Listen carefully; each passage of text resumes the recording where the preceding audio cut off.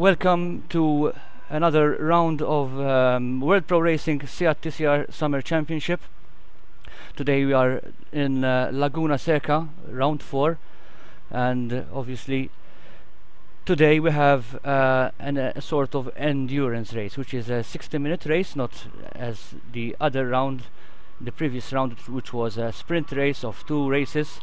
But today we have a 60-minute race plus 1 lap, and hopefully this might change the current standings depending upon who is the driver, which will be consistent throughout the 60-minute race.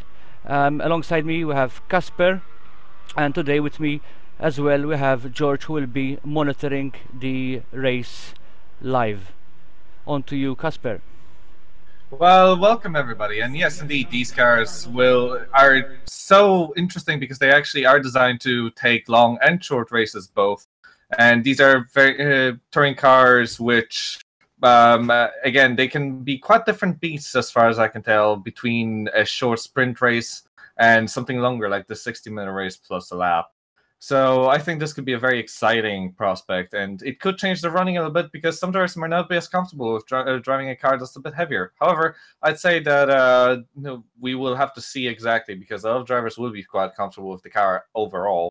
So it's really just a matter of driver preference and whether they can adapt to the situation.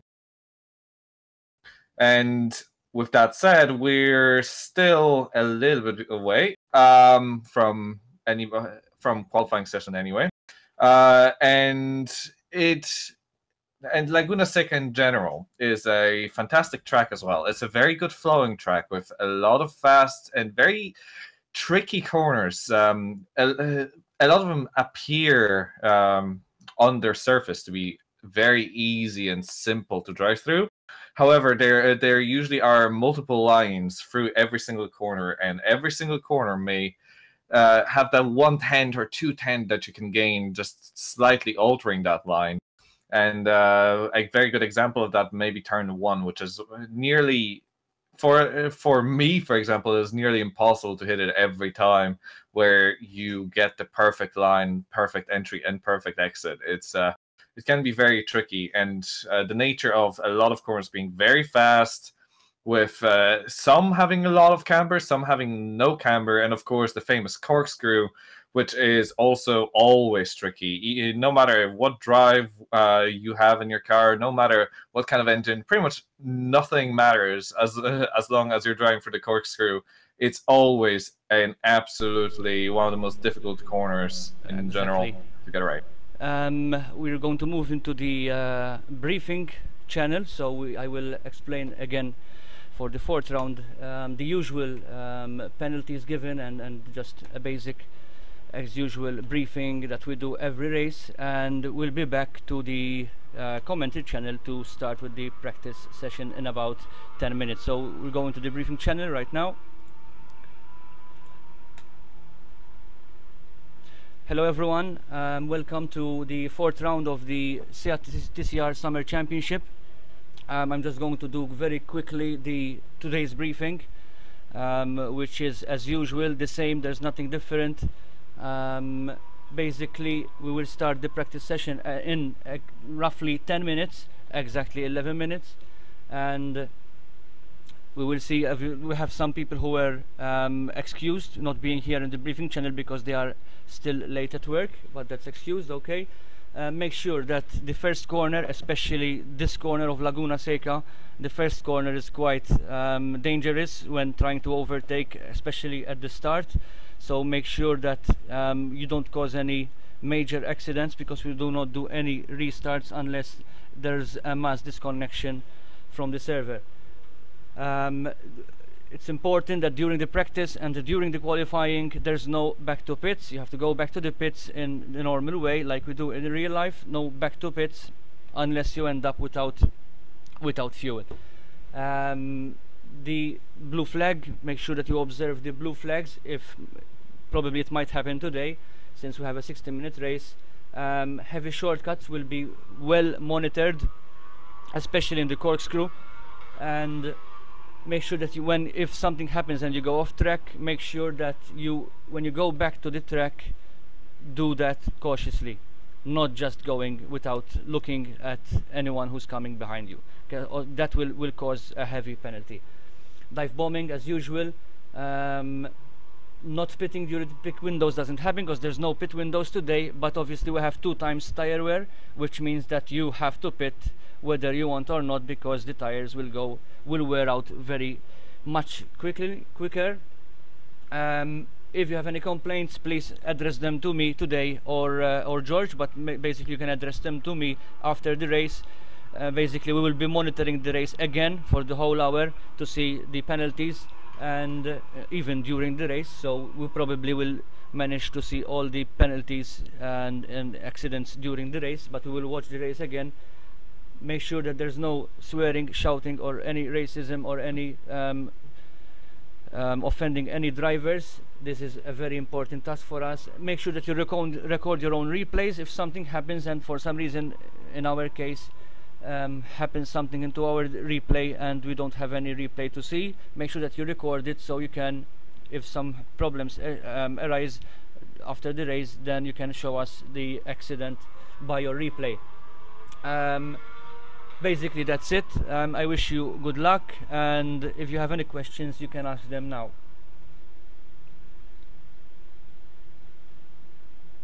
Oh, I like silence. Thanks. It means that there's no questions. Good luck. I will restart the server in 8 minutes sharp, so you can keep on doing some practice. At 8 p.m. sharp our time, I will restart the server to start the official practice session. Thank you and good luck. Thank you. And we're back. And that will be us back now. We're still, as you probably heard, we're still about 7.5 minutes away from the official practice session. So drivers are still out, only doing their, some drivers are out doing some of their preliminary practice, and you will do that. A lot of drivers will do that, and some will like to hide themselves as well. So that's why we may have lower numbers at the moment on the track and not quite showing their pace yet. It's always a bit of mind games in racing, and be it virtual or real life. Yeah, and we have definitely discovered that before in real life many times, where teams would not show their pace before a official session. Yeah, in fact, we have the Italians, which are I don't see any Italian here. The drivers that are leading the championship, the team from Morning Stars Academy. They are currently leading the championship, and they usually come late due to work issues, and that's why they are excused not being in the briefing channel. In fact, we can say that Daniele Pasquale is currently the overall leading driver with 98 points, and followed by Luigi Di Lorenzo, again with Morning Stars Academy, with 95 points.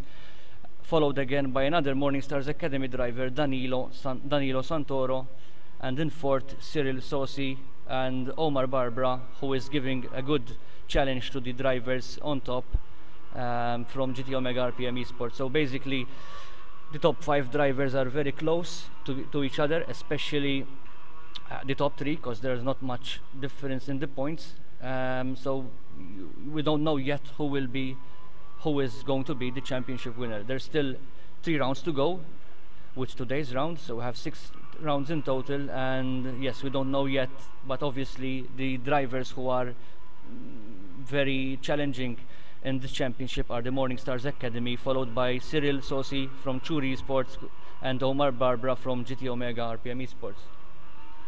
Yes, so it'll appear that they are definitely there's definitely some synergy between those drivers, and they're definitely very, very fast from what I can see. And I'd say we can definitely expect very good things from for the remainder of the season, if what they've done so far is anything to go by in any case. And I think it's going to be pretty much impossible, to be honest, for anybody outside of the 3 to get the championship by the looks of it. But, mathematically, it's still possible. Anything is possible until pretty much the mathematical chances completely expire, disappear, I think is. And at that point, of course, we can crown the champion, essentially. But so far, it definitely is a close fight between the three teammates from Morningstar's Academy, and it just looks like they feel the car, or they get on with the car a lot better. And it is kind of impressive that they can also just get back from working so late, get back into the car. And I'd say if they're gonna, by the looks of it, they're not gonna be slow by any means, and they're probably gonna be challenging up here.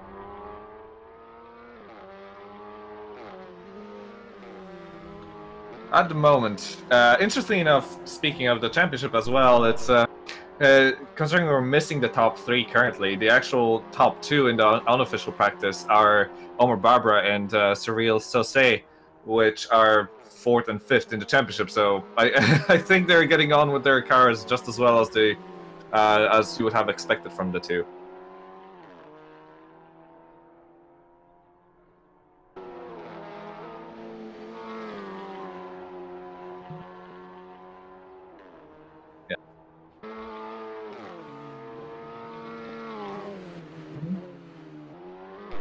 They will come later, and I'm sure that they will join the server very soon to take part in round 4. I'm sure of that.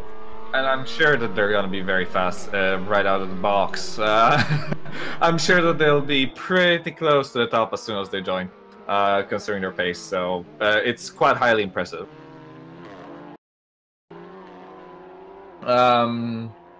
With regards to the track again, it's I'm seeing that it's just very. It can be very tricky. These cars are of course front-wheel drive. The TCR cars have quite pretty much taken the world by storm in terms of touring cars, and there's a reason for it. These cars are quite powerful for a touring car, for a front-wheel drive car. I think it's in the high 300 horsepower mark, and for a front-wheel drive car, that's quite substantial. I think is the way to put it. So these aren't the easiest cars to drive by any means, and of course, even if they are, when they are close, when you have great drivers, it makes it that much harder to get that tiny bit to get to the top, of course. But I think in this case, it's going to be kind of a combination of both. The car not being as easy to drive around here, the track being difficult with pretty much any car realistically, and the driver skill just propelling you forward. As at the moment we're closing down on the official practice start time, so we're still in the unofficial. In 2 minutes we'll be starting the official practice session. We're still in the unofficial practice session, so again, this is completely all of the driving currently on the track is it has to be taken with a pinch of salt. It's going to be a pure testing without any official, completely unofficial. And that is also the reason we have lower numbers at the moment before the official practice official sessions begin. Of course, a lot of drivers will not put even during the official practice sessions will not put their full speed out there, and they'll wait for the qualifying session. But we had some people absent today. Some of them, they had some issues with other leagues. So they will not compete anymore in this championship due to their commitments. But yes, we still have that challenge of drivers who will fight for their best position. Of course, and once the three drivers from Morningstar's Academy join in, we'll definitely have at least the top, at least 6 drivers that I'm seeing already on the server. So we definitely have some of the most important drivers to the championship already pretty much confirmed that they will be racing today in any case. Official practice starting in a few seconds. And as we do have the official practice session starting in a few seconds, it's going to be again, it's going to have to be taken with a pinch of salt as always. And here we go. We're in the practice session now. All the time, I'd expect the times to tumble down a little bit, drivers be more on the track a bit more, get maybe warmed up a bit before the qualifying session, get some qualifying runs in, get some. I'd say we're gonna see less and less full fuel runs in as time goes by, since drivers want to be ready for that qualifying session as much as they can. But as soon as the session starts, so they can put in a banker lap as soon as they can, and then push it to the limit, and maybe even at the end of the session prepare for themselves for the race a little bit. That's not that atypical of racing, of strategies in terms of the race weekend strategies. Sim racing is quite a bit different to real life in terms of we have all of our sessions, of course, happen within one evening without pretty much any time in between the sessions like we would there would be in real life.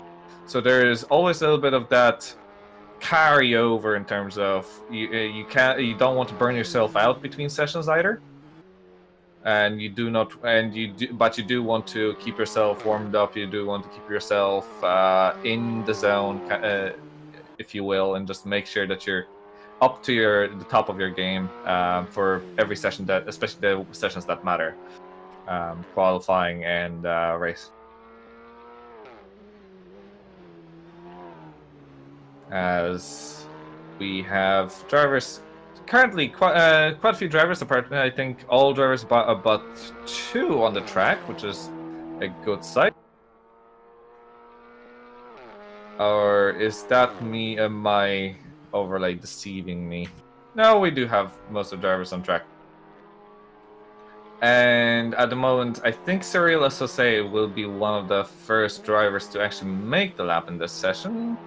Yes, he will be. So at the moment, all the times that we may see are still incorrect, and they are pit out laps, and the true times will start to tumble down in a moment.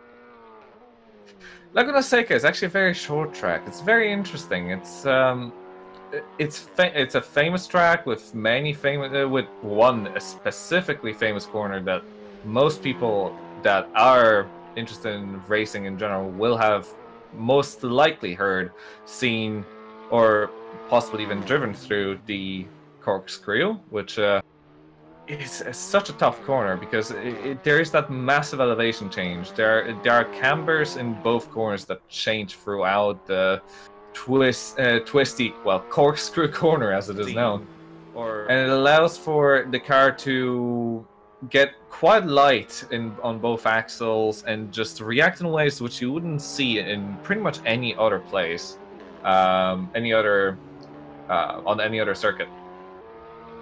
As I think I just seen one of the Morningstar Academy drivers actually join in, which would be good. Also, Omar Barbara went the fastest so far, and faster than I've seen so far, 127.088, which would make which I'm still looking at a benchmark time, but that apparently wasn't the fastest time we have had so far on the server. So I'd be expecting qualifying times of maybe 126s, maybe even 128 or 125. Sorry. However, yes, we are getting more and more drivers joining in. Just to quickly confirm for myself, we do have Danilo Santoro and Luigi Di Lorenzo on the server now. So one of the currently a third place in the standings, Danilo Santoro has joined, so we're definitely seeing them coming in now. So it's good to see, and I'm hoping that we'll see a good enough grid for the race. It's looking very promising so far.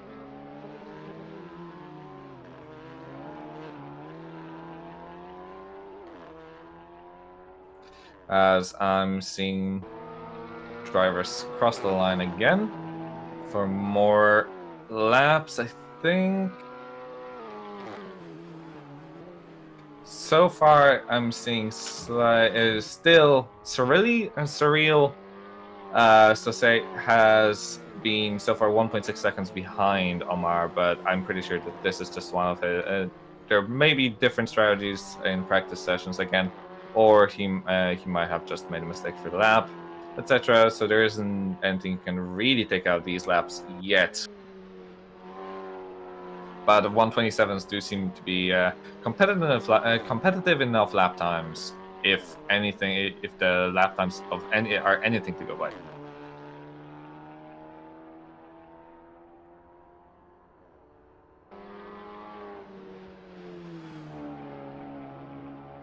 So I think, if I recall correctly, just as a piece of a bit of trivia, these cars, the Seat Leon's TCRs, I think they're pretty much where TCR begun. I mean, as far as I know, TCR took the one of the Seat Leon Cup cars and kind of started modifying it, and essentially it was kind of a weird mishmash of a lot of cars, and that they made into a very specific regulations that nowadays has again taken the world by storm, and we have so many different TCR cars, and of course one of the major series in the world, World Touring Car Championship, now also changing to the WTCR Championship, which kind of shows you the prowess of these cars. They're wonderful in terms of being simple cars, but also very and cost effective, but being also very, very good race cars. And hopefully around this track they will provide some fantastic racing.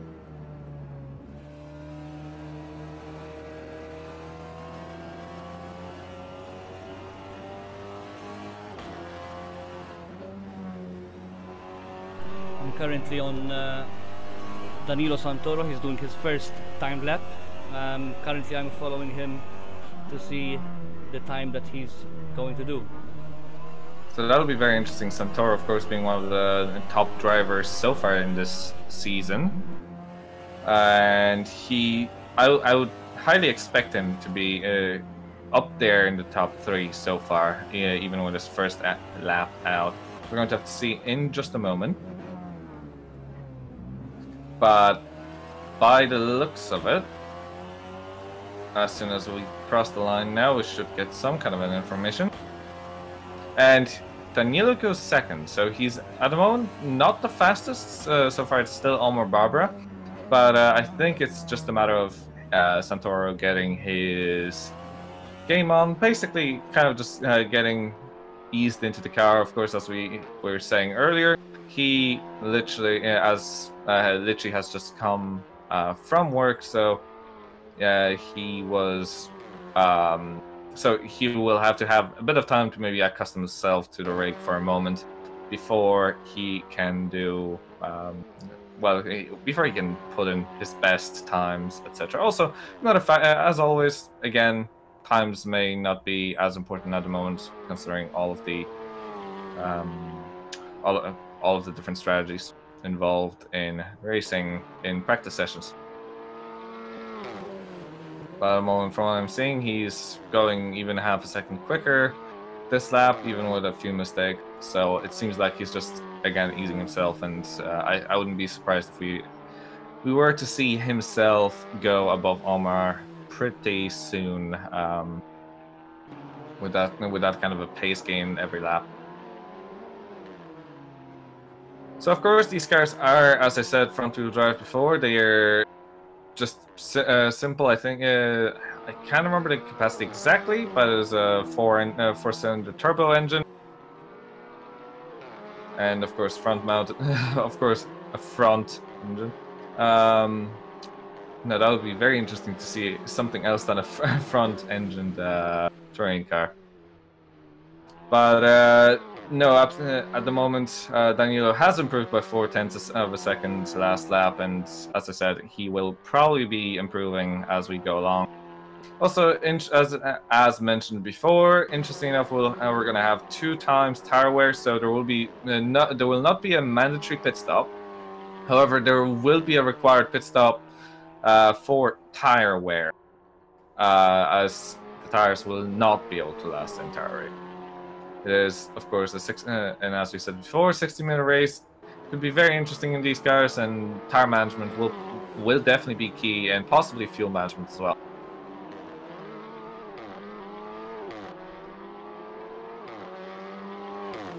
These cars are known to have driven in 24-hour races, so they're definitely designed for longer races, and they're definitely designed for to take that kind of abuse.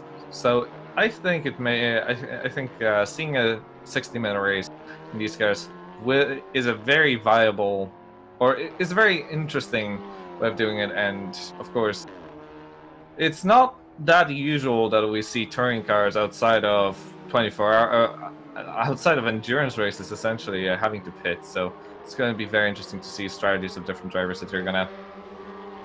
Who's going to try the undercut? Who's going to try the overcut? And so on and so forth.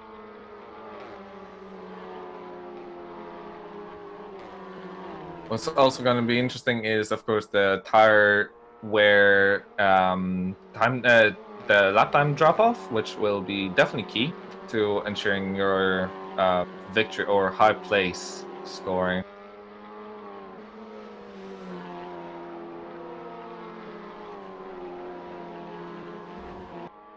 So another driver that I think would be worth looking at currently would be Luigi Di Lorenzo, our second place man currently in the championship. And he is, I think, just about to finish his first time lap. So this is going to be a bit of a benchmark as well for himself. Of course, one of the Morning Stars Academy drivers again.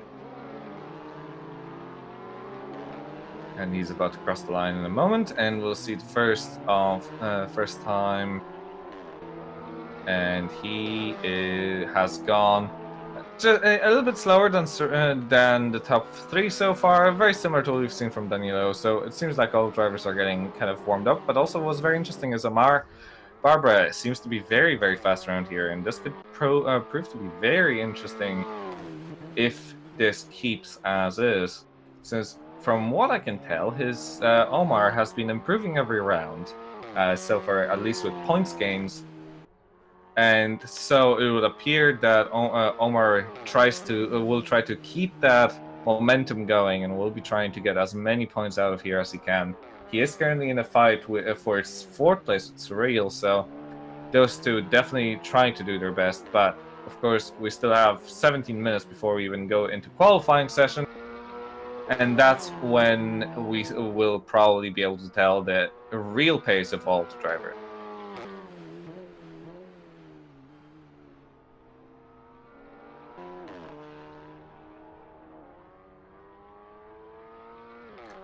I really wonder about traffic. That's going to be a key point in this race as well, considering it is a long race, and these cars aren't the easiest to overtake in. I would say. So I'd say it will have the blue flags will have to be very well watched by drivers to make sure that they are not hindering the progress of the faster drivers behind them.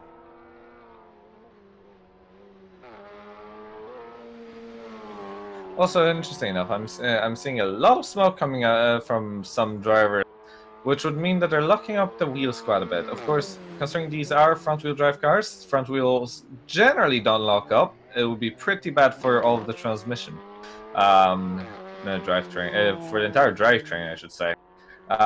So usually, what we see in front-wheel drive cars is when a car is turning, the rear wheel often actually locks up. That's due to unloading of the actual wheel, which means that it doesn't have as much grip, but you still want as much grip braking power as you can on the outside wheel, which kind of means that inevitably you essentially have to flat spot your rear tires, which is a bit funny of a concept when you look at something like Formula 1 or any other rear-wheel drive race car series really without ABS. You see the flat spots on the front, but here you'd nearly be worried about the flat spots on the rear, so you wouldn't want to be holding the brake too long, or your wheel locked for too long, or you may get a bit of a shake coming from the back of your car, which must also feel very odd.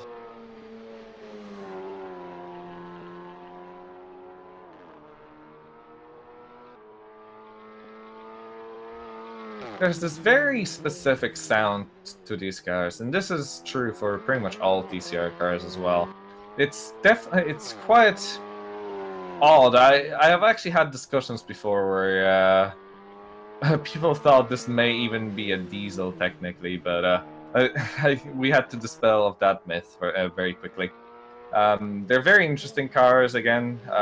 Technologically, I'd say very advanced in terms of aerodynamics and pretty much everything there. They're made to be as simple as they can be while being as performance centric as they can be as well. So it's a very big balancing act, and of course, again, it's all it's all under homologation from for the TCR class. So very specific parts. I'm pretty sure, including some of the most of the aero centric parts.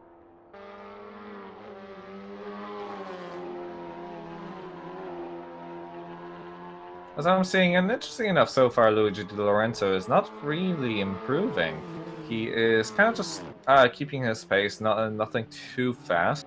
So I'd say it's just a different strategy for practice. And as I say that, he improves a lot.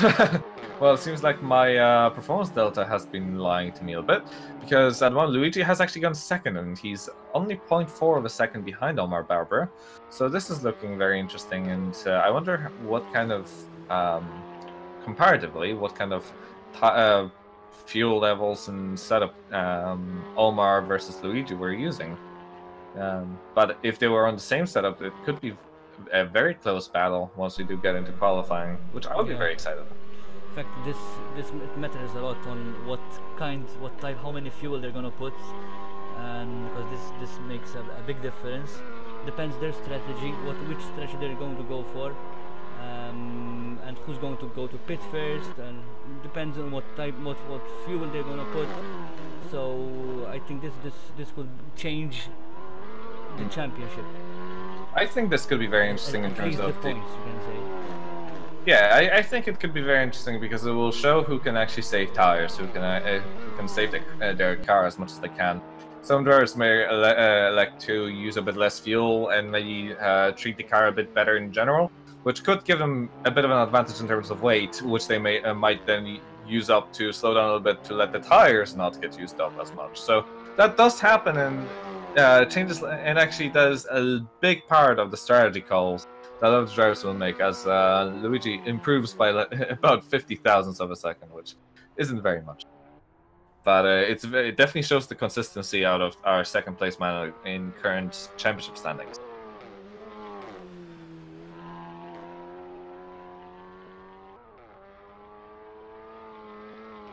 Now, further back down, below the current top four, from what I'm seeing, is a bit of a gap. So far, there is quite literally a second between the first and fourth place. There's 998 thousandths of a second between the first and the fourth. And then behind that, we have over a second of gap further on. So we have a bit of a gap from the top four currently, and then it's 0.15 of a second between Sandro Zara and Michael Ambrunhosa. Sorry if I butchered the name. This is literally the first time I have actually seen this name. Terribly sorry about that. But right after we have Peter Grobler, who's another 2/10 down from Michael, which would appear to be our second one of the very close possible battles if this was to keep up, and this could prove to be some of the more interesting places to watch.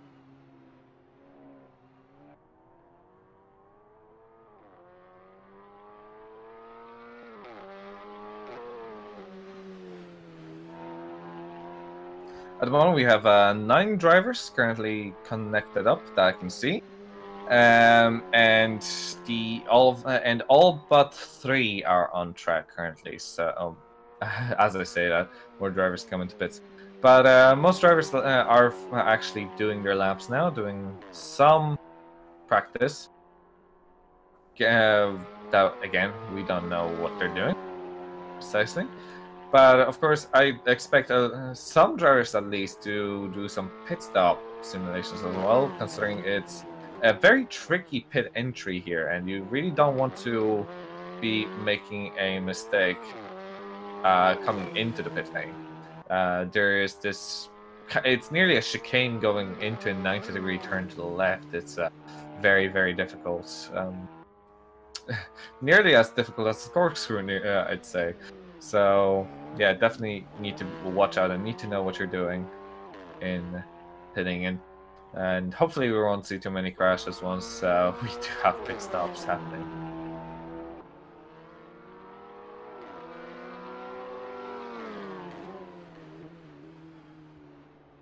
I think I can definitely say that Luigi Di Lorenzo is definitely trying a longer run stint. He has come out once and is still going to this point. So he's definitely doing some attempts at a longer run. And I'd say we're still a few minutes away from maybe some drivers possibly trying some qualifying setup. But we may just see some hop into the qualifying purely with and using qualifying as essentially a quali practice and qualifying at once. And I think we're gonna see some changes in the qualifying, since probably even Omar just is waiting at the pits. Luigi, Danilo are just doing some stints, and probably they'll give all their best during the qualifying session. Count on it, because we're going to see different times, I think, in the qualifying session now. I think we will see a different time, and as you said, Luigi is. I know Luigi is definitely doing a longer stint. I'm pretty sure Danilo was also doing a longer stint. By the looks of it, they're just doing a race pace testing more than anything. Omar, I'm not sure what he was doing earlier to do this good of a time, but I think we will see 26s in qualifying. I doubt we'll see anything better than a low 26. Even then, a low 26 would be, by the looks of it, will probably be quite difficult. So, but at the moment, I'd say we're going to be betting on some 26s coming right in once we do get qualifying going.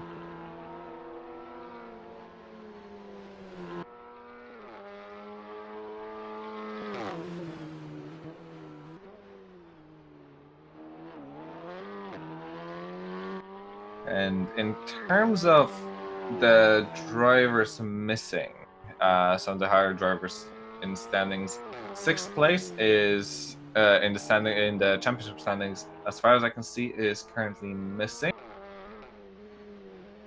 And by looking, I would presume it's some kind of a relative. Michael Abrunosa versus Nelson Abrunosa.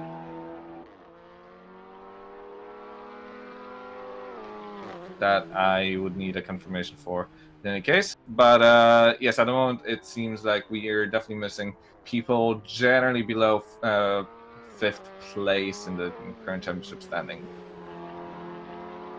Apart from a number such as Matthias McCarty, currently in last place, and Peter Grobler up in currently 7th, but in the championship in 13th.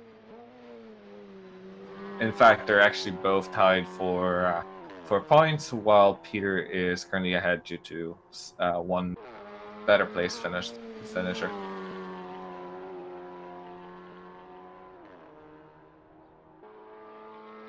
As again, Danilo Santoro is out for some fast laps again, so I wonder if this is going to be the qualifying setup attempt, or whether we're still in the phase of them trying some heavier running. I'd say we're still not going to see a full-on qualifying attempt, not until qualifying probably, but we'll definitely see some maybe a bit half-hearted attempts at a qualifying run, kind of what you might see in Q3 in Formula 1 racing, for example. In qualifying. Also, Omar Barber just improved his time to a 127.003, so we're definitely seeing 126s.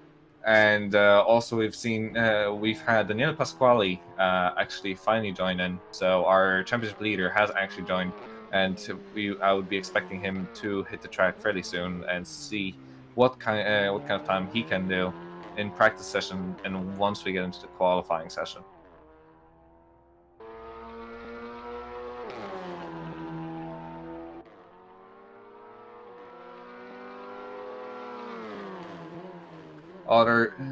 Other than that, at the moment I'm seeing that Daniel Santoro is actually currently on the lap about across the line, and it seems like he will be going a bit quicker, and he is at 127.1, so appearing like he will be very close to Omar.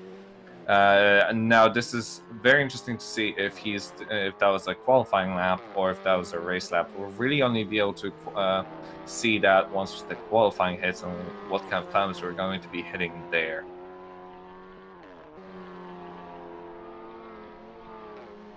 But by the looks of it, at the moment I'm seeing Danilo actually improve by another 2/10 in the first bigger sector on this track. So he's seemingly attempting to push for the first 126 in practice session. So I have a feeling like he may be trying out some more speed-based setup currently.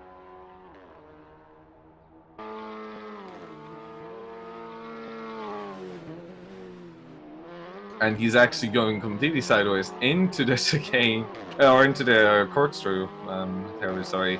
And there's a lot of art to take this corkscrew. If you brake a bit too late before the crest, or after the crest, sorry, especially if you brake on the crest, you usually lose too much time. And it's just very difficult to get it right exactly where you want it. As interesting, the more interesting drivers would be currently, I think I've seen our championship leader actually on the lap finally. And that would be correct. Daniele Pasquale is actually on his first time lap, so that'll be a very interesting driver to follow currently. He will be our probably our benchmark once we see a few laps from this driver once he warms up. But considering being the championship leader, I wouldn't be surprised to see some very fast times coming in straight away, very similar to what we've seen from Di Lorenzo.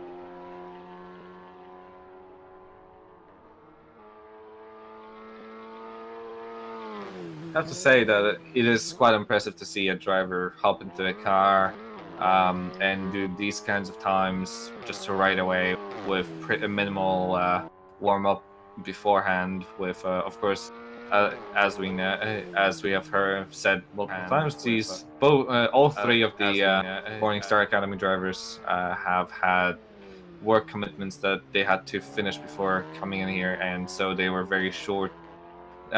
Basically, they had very little time to get prepared for the race in terms of today.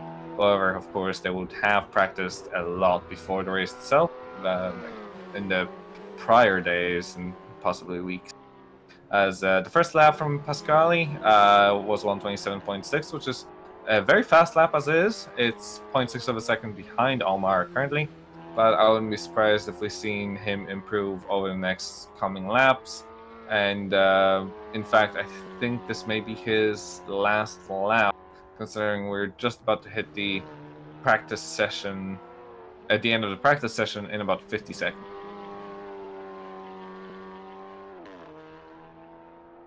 As far as I know, we do let the drivers finish their lap in practice session, although I stand to be corrected.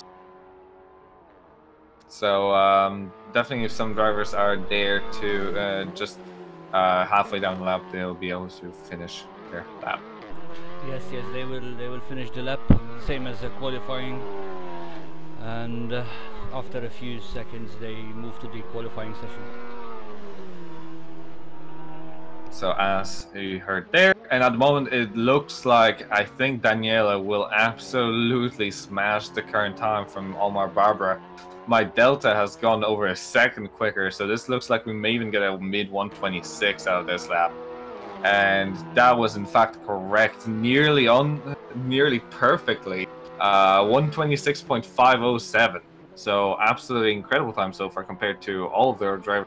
As we had Danilo Santoro actually go to a 127.038, which is just absolutely minuscule of a gap between himself and Omar Barbara.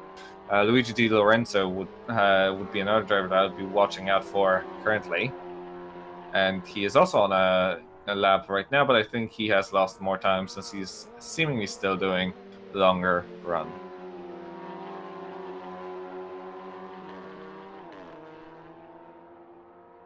And now seeing, let's see compared, and I'm seeing that Daniele Pasquale has actually backed down from his fastest lap, from this lap.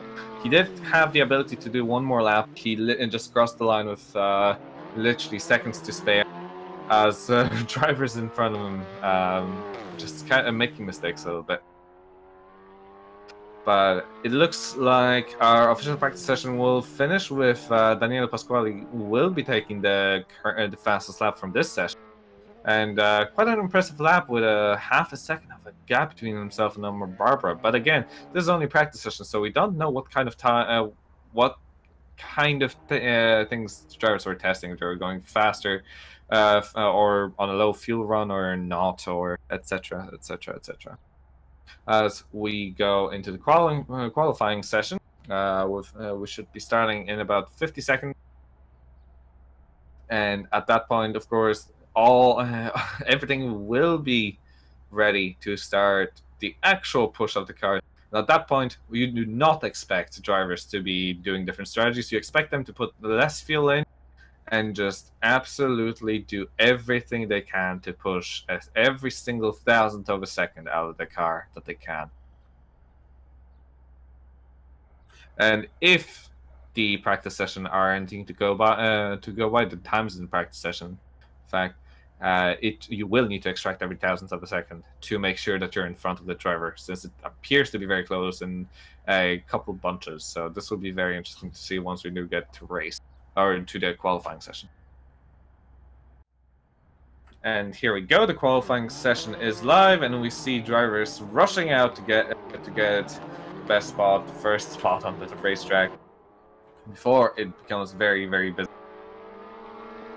And in fact, the first driver out is our championship leader, currently Daniele Pasquale, who is followed by his teammate Danilo Santoro, and those two will be the benchmark to see how fast the drivers can push it around this circuit.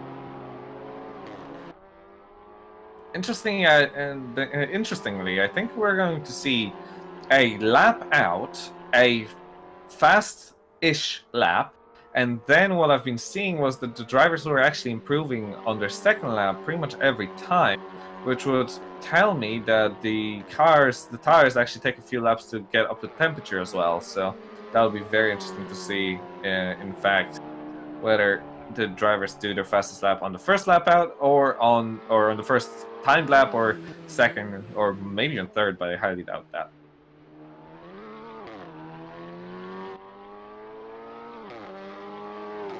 As we go through some of the corners, again, right after the corkscrew, it appears like as if we have a very easy set of corners, but that is more than deceiving.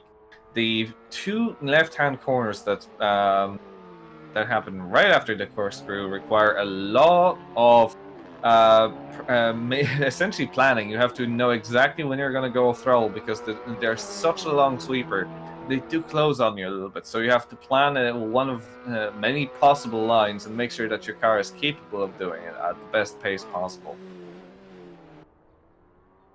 As we have the first drivers on the actual time lap, Daniele Pasquale and Danilo Santoro, as mentioned before, are currently on their first timed laps. Most drivers are, or all drivers are actually out on the track and are about to start their fast laps very soon.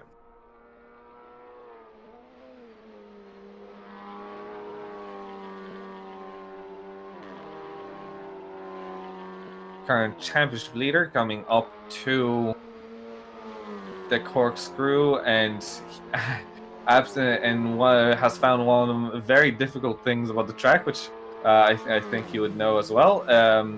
A big bump coming through some of the fast corners on the inside. Some of the curbs are very bumpy and they're very easy to upset the car, and it's a very good thing that these cars are front wheel drive in that sense, and making sure that the car keeps itself planted no matter what happens. And as we have Pasquale, in fact, going across final corner and across the line in just a couple more seconds, we'll see the first benchmark for other drivers of 126.9, which is not as fast as we've seen so far, but and Santoro in fact goes first with 126.797. This appears to be a very, very fast time, but I think we're still going to see faster from drivers such as Pasquale and possibly drivers such as Omar, Barbara, and Luigi Di Lorenzo. I think there's still a lot of time for all those drivers to possibly improve by a severe margin.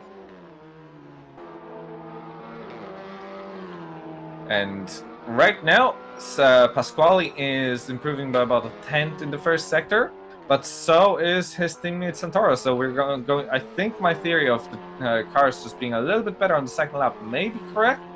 It is of course just a theory, as Santoro actually makes a mistake. Meanwhile, Pasquale has gone better through the corner. He made a bit of a mistake through last time, and I think we may see Pasquale go into the lead this lap. After he's about 3.5 tenths quicker so far for the first until this point of the lap.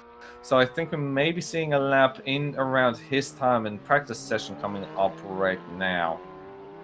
Not quite as fast, but very close. As we do, we're about a tenth off, but it's a 126.616. Now, interesting driver to watch would be Omar Barbara, who's currently on a pretty fast lap himself, about a second quicker than his current lap, and he's about to cross the line now, and he will, with that time, be still third, but he is only half a tenth behind Daniel Santoro, so he is still definitely there in the running, and he's definitely not very far off. Cyril Sauce is a driver that also improves a little bit, but is definitely leagues off currently with 128.9. Sandro Zara goes for 128.3, which is again kind of a start of the second bunch of drivers. But also our pole sitter or provisional pole sitter has changed currently, with Luigi Di Lorenzo going for 126.575, going another 4 tenths or 4 hundredths of a second quicker than his teammate. So at the moment, it seems like it's a big battle between the 3 teammates of Morningstar's Academy, our leaders in the championship, and of course, and Omar Barbara, who's also not very far beyond that. And so, just looking at drivers, Luigi Di Lorenzo couldn't do this any faster of a lap again. So I'm seeing Pasquale in the pits, and I'd say we're going to see all the drivers pretty much go into the pits after this lap and get ready for a new set of tires. Drivers have to pit in for after they're done with their qualifying run to get a to come back out. So we're doing it in a realistic manner, where you can't just disappear essentially from the track and come back straight out. It gives you a bit more of a importance to your to every one of your laps, since you know that either you want to finish it or you want to pit in, but you can't. But because if you do finish a lap that's a slower lap, you essentially just wasted another minute and a half to have to go back into the pits, and another minute and a half to possibly come out of the pits.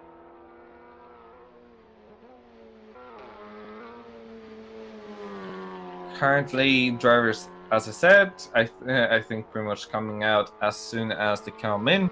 Daniel Pasquale was in pits, and I'm pretty sure most of the Morningstar's Academy did pit for a new set of tires, and are currently out for their second run of probably two or three runs total for a qualifying attempt at a pole. It looks very close at the moment between those drivers, and I think it's only ever going to get closer. I don't think the drivers can push the cars too much further in terms of times, and it's going to be in terms of hundredths of a second, maybe a couple tenths, but even that, I think at this point is a stretch, since by the looks of it, the drivers are pushing every single tenth in every single corner that they can. As Pasquale appears to be pushing as much as he can, but I'm seeing him miss some apexes right now, and as much as he appeared to be gaining time at first in this lap, he has started losing out as soon as he started missing apexes. However, he's still very close, so I wouldn't be surprised. Luigi Di Lorenzo is coming for his fast lap now. Peter Grobler has put in his fastest lap so far, 128.960, currently in 7th. Getting very close to Solis Jose, which, by the looks of it, will need to really step up his game. We know he can go faster in practice session, so it would be very surprising to see him so far down.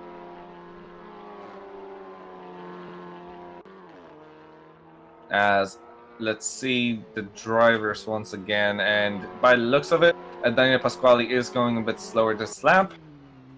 Danilo Santoro is definitely going slower this lap. He has made a few mistakes, but by the looks of it, he'll be trying another one. Omar Barbara coming into the pits for a new fresh set of tires.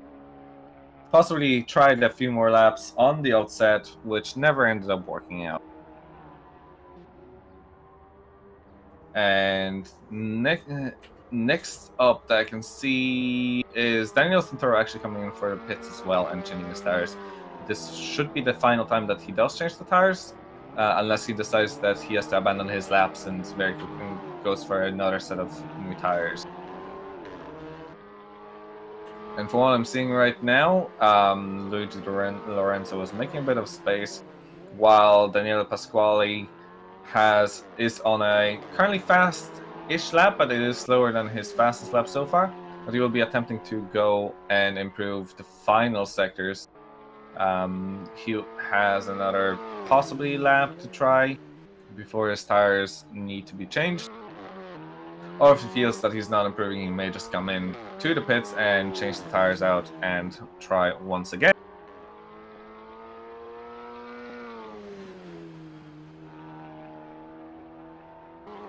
And so he does. Daniel Pasquale feels like he's not fast enough, so as I said it, he didn't feel like it's good to waste another minute and a half of time, so he just comes in for another set of tires.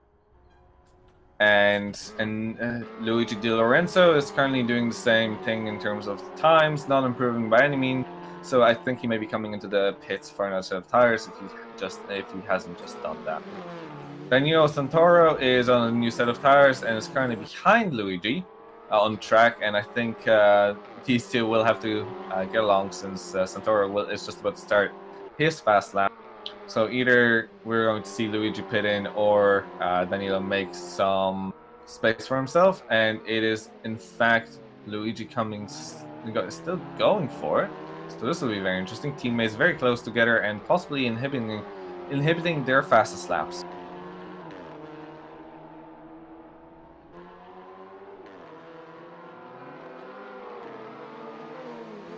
As I'm seeing Luigi Di Lorenzo actually going into turn 1 with a little bit of an with a bit of a up on delta, negative delta, which is good.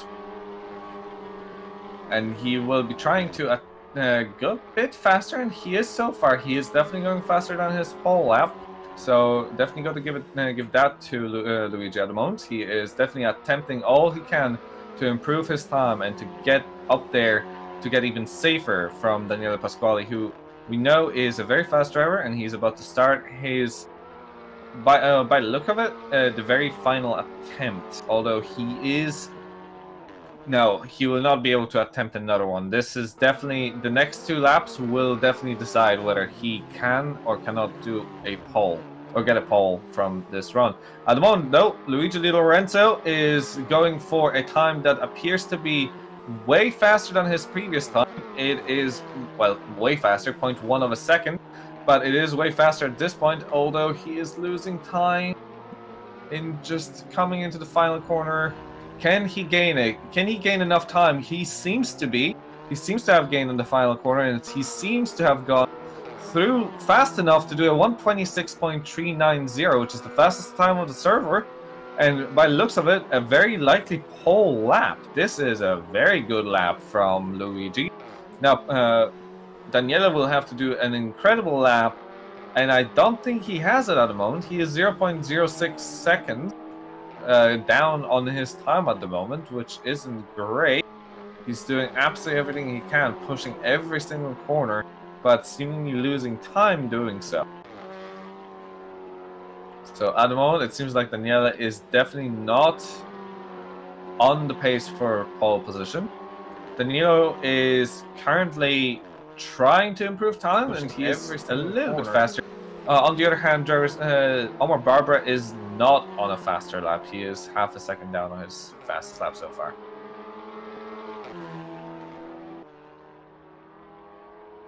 Luigi Di Lorenzo is not doing his best at this point. He has encountered traffic on the way, which hindered his progress. And in fact, it also may hinder Danilo Santoro's progress as well, since he's on a fast lap and caught up to the 2. And he indeed has hindered his progress. And Santoro has decided to give himself enough space coming onto the start-finish straight to possibly not catch up to Matthias, it is, I think. Or sorry, Michael Mercica.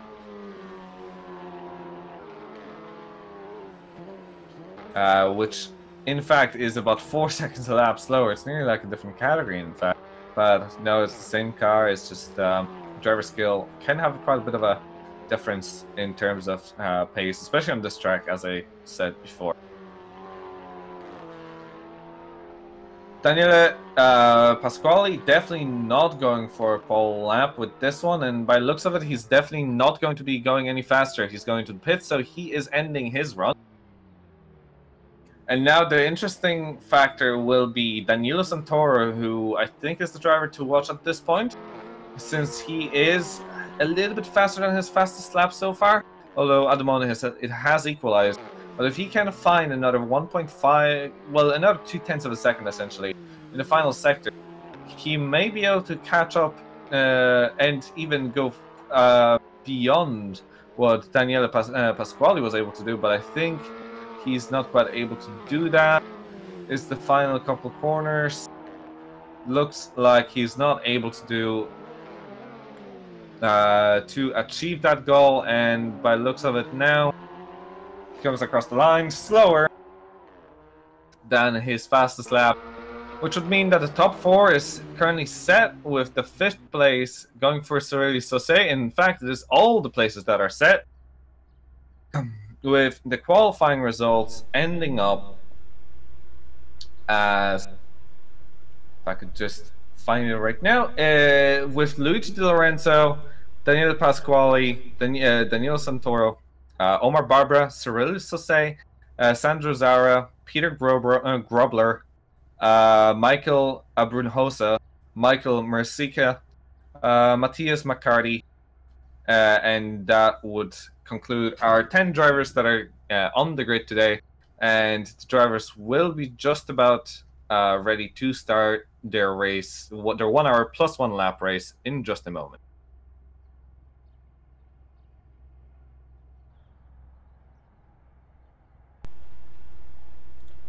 There's going to be a few minutes of advertising, and while the countdown begins, and we will be starting soon.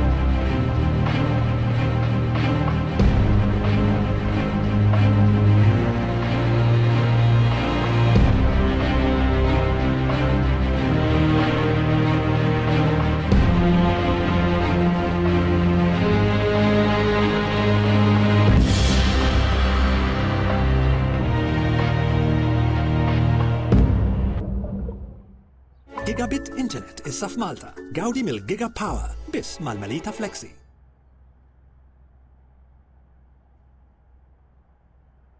So, 30 minutes, 30 seconds left for the start of this race, and let's hope we don't have a pile-up in the first corner.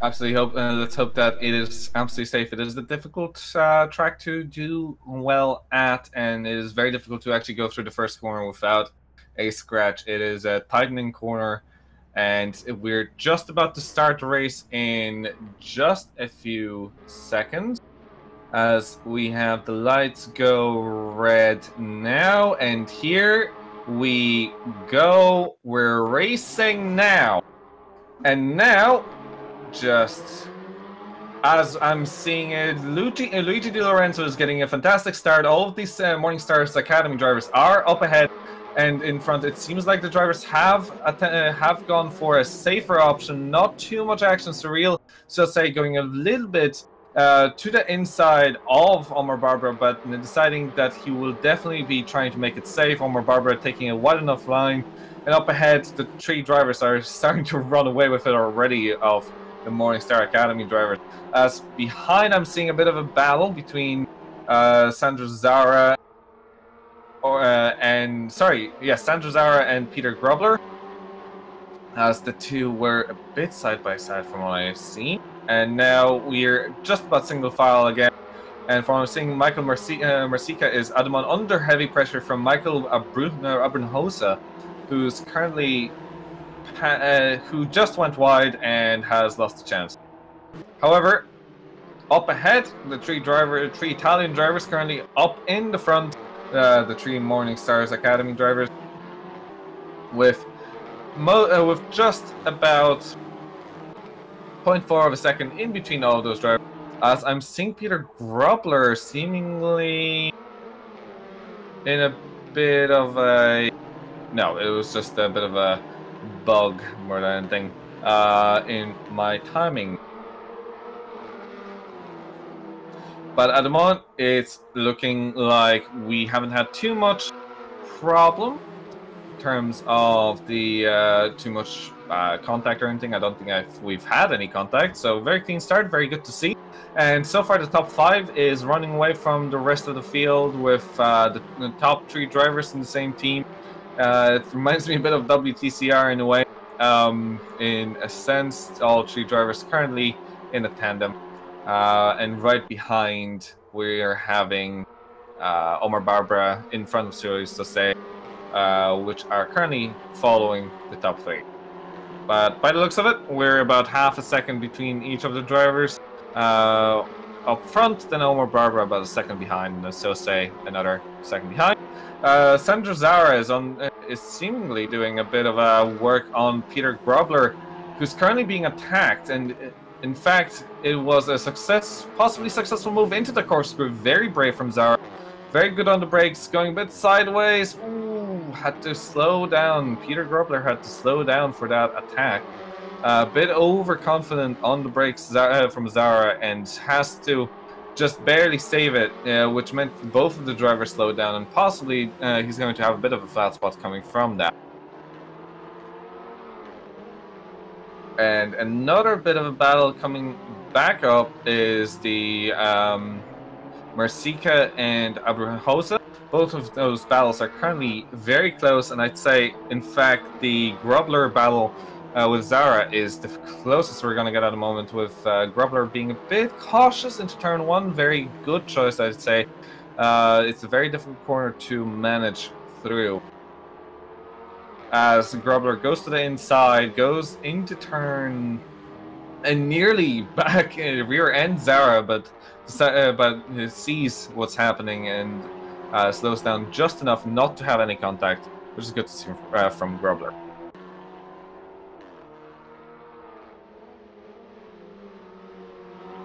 And as I'm seeing Grobler now going to the inside, again going possibly for a very similar move as we've seen from Zara earlier. Now Grobler going just about having a better exit out of the corner right turn 6 it is. coming up to the corkscrew now. He goes for the inside move, but it kind of has to be careful to not to touch. There was very, very little space between the two. And now I'm seeing Ambrohosa also being all over the back of Mercika. Very, very close, another close battle. But I'd say Ambrohosa is a bit less consistent in the way he's driving. A little bit more mistakes, a little bit more wide exits onto the gravel, or rather sand here. It's not. It's more of an equivalent of the grass, but sandy, obviously. Of course, California. So there is some grass outside that you can see outside the track limits, but on the track itself, it's mostly just sand. And we still have the battle between for 6th place between Zara and Grobler. Kind of there's that nice thing about the two battles that you can kind of see both of them kind of in one shot in some areas, which is definitely a positive. Since we're not going to miss too much, even if one of those moves was to happen. As Grobler is still pressuring Zara, who's making a bit of a mistake, going a bit wide, but Grobler goes way wide, touches the grass on the entry to 6th, and then has to lose so much ground that he is nearly closer now to Mercika than he is to Zara. Not quite, but nearly. Ambrohosa actually is still attempting a move himself, and again making mistakes, trying a bit of a different line through turn 9, which is quoted as a single turn, which is very interesting considering corkscrew is technically 3 turns, but I'd call turn 9 nearly 2 or 3 according to most nomenclatures, but it is a very tough turn to get it right. But and there are multiple lines through that turn. As up in front, as Ambrohosa, I think, actually had a bit of a contact. Ambrohosa definitely spinning around and losing a lot of time to Mercika, who also lost quite a bit of time to Grobler. By the looks of it, it was a bit of contact, or just about. So with that battle out of the way, we're back to battle for 6th place. Zara and Grobler. Grobler going so close to Zara that I think he can taste his exhaust gases. And at this point, I think Grobler doesn't quite have the ability to overtake that he can see, at least. And it was very close again into the corkscrew. It's going to be very, very difficult to overtake into there unless you have an overlap. And of course, we don't want to see dive bombs either. That's not what we generally like to see. And as there's a good run from Grobler, I think he may be trying a little bit of a move. No, not quite. Doesn't have the overlap into the final turn, but he has the superior exit. And now he has the overlap. Now he's going to get Zara into turn 1, I think he has it. It's going to be very close, and it's going to depend on how well he can break into turn 1. He has the superior line, he has the superior speed, superior everything, essentially. But can Zara go for the undercut? No, not quite. So now it appears that Grobler has retrieved his position back from Zara from what it was earlier. He did, of course, he lost the position earlier, just before the corkscrew. And by the looks of it, now the closest drivers on trackers are, in fact, the 3 blue and white cars up in the front. They are currently the fastest of anybody on Barbara, 3.4 seconds back. Serious to say, another 3.4 seconds back from Barbara, and then Grobler being another over 10 seconds behind. So complete different worlds of speed. And at this point, I think what we're going to see is the top 3 running away with it, and it's going to really depend on how well they can pick, how well they can decide on what to do exactly throughout the race, and if they are working together or if they're completely independently thinking about their strategies.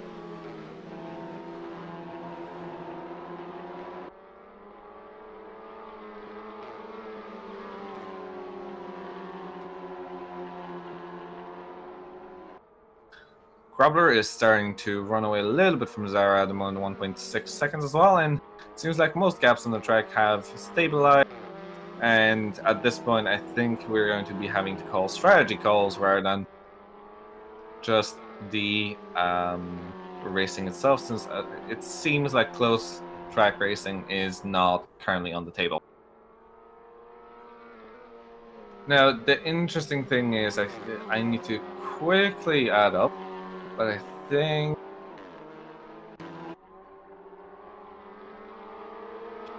we're about...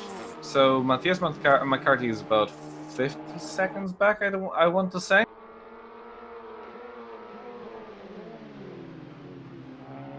So at the moment he is 12 seconds behind pretty much anybody else on the track. But I think it's about 30 to 40, 50 seconds behind the leader, which would in fact... Oh, as I'm seeing a bit of a battle between Mercica and Brunhosa, which we have seen earlier, of course, and it just seems like Brunhosa was able to catch up to Mercica once again. Brunhosa goes for the inside, can't quite do it. Mercica makes his car as wide as he can, coming out of the final turn and gets the better exit for it. That's one of the, of course, defense tactics that is quite is very usual to see. And making your car as wide as possible, basically disallowing your opponent to accelerate when he wants to, but rather when you want to, which gives you the advantage of the reaction times required to know when you can accelerate. And now it seems like Mercica is able to just gap a little bit.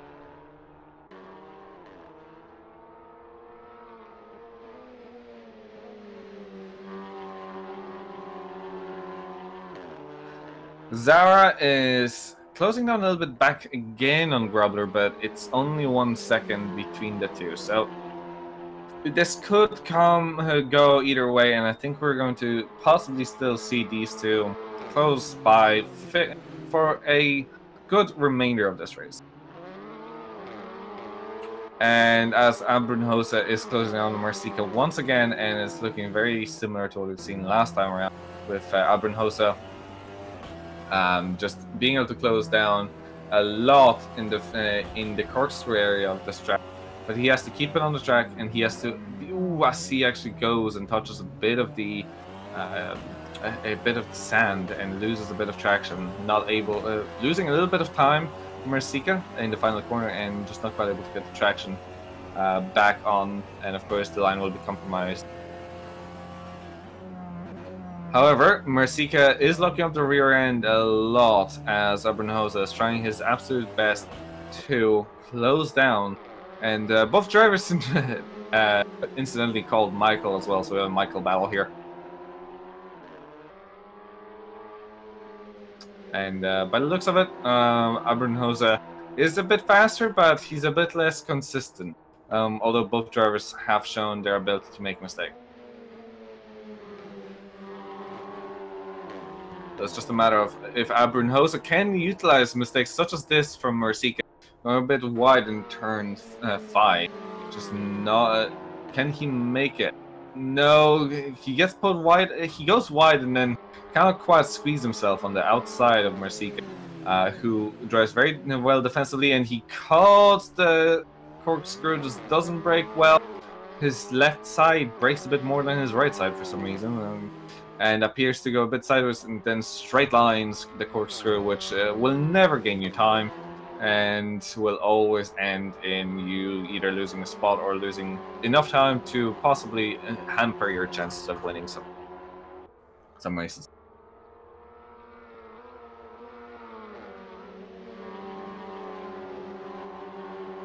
And we're back to the Zara Grobler battle, in fact, I think. Because those are the two drivers which seemingly are close on track once again. Zara it seems to have the pace sometimes. Grubber seems to have it sometimes. So I think these drivers will be very closely matched until the end of the race, nearly. It all very much depends on the ability to save tires and generally to fight their way through.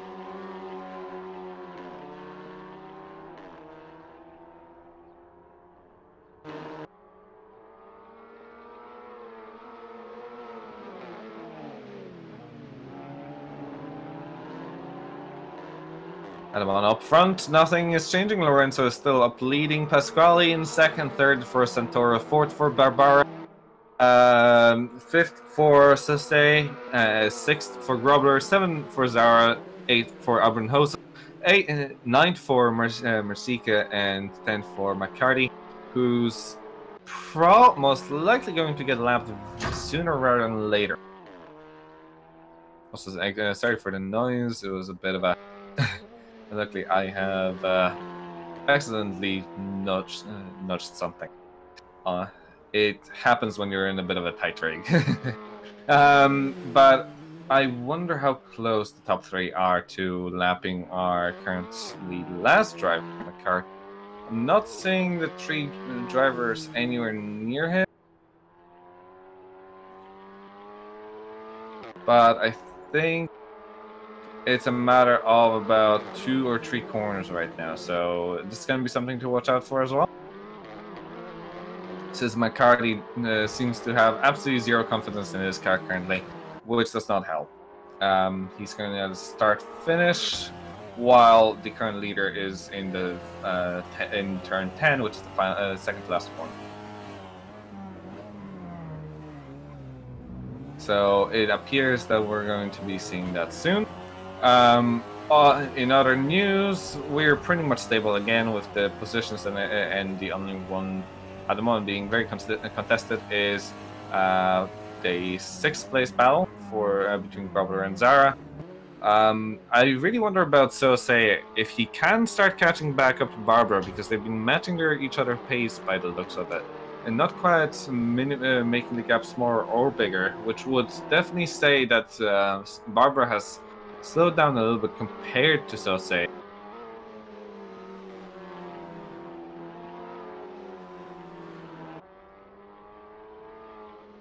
As we have the top 3 are actually getting a bit more separated at this point. 3rd place, or about 1.3 seconds between each one of the cars. Seems like they have settled into their own place and zone, so top 3 doing their own thing.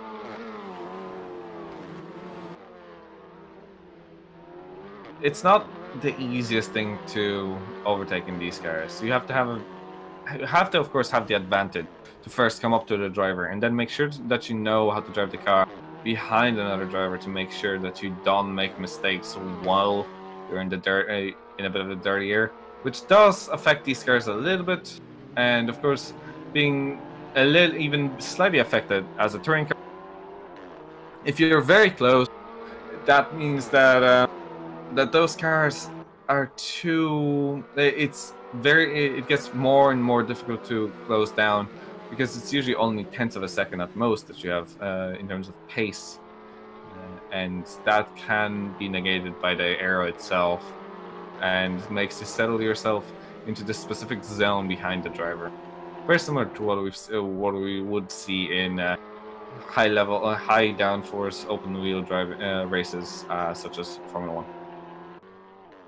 But in touring cars, it's very particular. It doesn't look like it's as aero dependent, but it still is to a degree. Of course, a lot of cars will be aero dependent nowadays, because that's the way you gain speed, to be fair. And it also depends on your settings. A lot of I presume the drivers will have pretty similar setups in terms of the way they set up here. Especially once they know their car.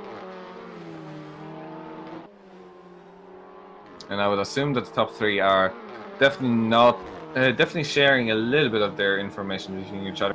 They are a team, and of course teams are... That's one of the points between teams, to be fair.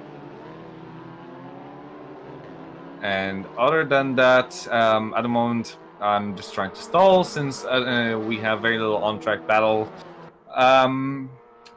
The Laguna Seca track. Now, interesting enough, everyone knows the Laguna. Well, a lot of people know the Laguna Seca track as it is, but it is not the way that it was first conceived. The first track that it was conceived as, in fact, was a lot faster in a way. It didn't. The entire first section did not exist essentially. The Andretti hairpin and all the way until turn 5 were not corners. The track rejoined at turn 5, but it basically straight lined the entire section. It kind of looked like a slightly cropped oval, a bit similar to Longford, I'd say, if you know that track as well. Very typical old style track, very fast, very dangerous, and Laguna Seca has changed quite a bit since, and probably for the better, probably for the good safety. But of course, even the corkscrew did not survive the change in a change in profile. It is different. It is a lot faster nowadays than it used to be in years of the past. It is less sharp. Gyros turning a bit more, and of course, it also helps that nowadays the entire corkscrew is paved on the outside as well, giving a bit more of a safe ground. As you may be able to see on some of the laps on the inside, there's a bit of a asphalt paving to allow the cars to drive a bit more aggressively as well. Of course, this is also a motorcycle track, which makes this even more scary. And believe me, it is scary as is in a race car. I would highly suggest anybody that can to try out, if you have especially Assetto Corsa, to hop into VR if you at some point in your lifetime. Hop in VR in this or in some other simulator with a laser scan version of this track, and give it a go with pretty much anything, and just see how absolutely scary the corkscrew can be. The faster and the stiffer the car, the more scary it gets.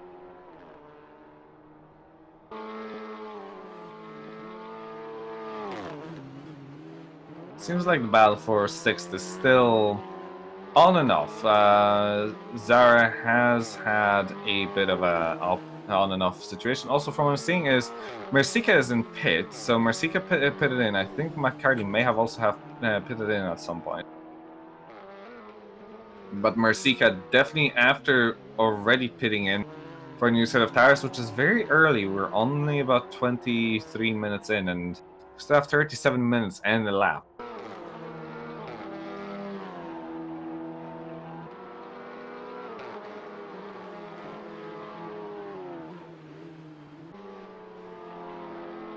And again, interesting will be if we're going to see a tandem pit stop from the top 3, or if we're going to see attempts at an undercut and overcut from the same teammates. Because at the moment, it seems like they're settled into their pace.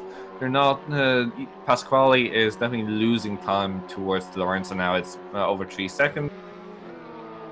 And if there is any, and if Santoro is faster, it will be minimal, concerning he's 1.5 seconds behind Pasquale and can't quite catch up. So it looks like those drivers settled in. Interestingly enough, something that I did mention before that we should probably watch out for is Cyril Sauce and Omar Barbara, which appear. Oh, Sauce makes a mistake. I was about to say that they appear to be getting closer together, but Sauce then makes a mistake, losing about a second. So back to a 3-second gap.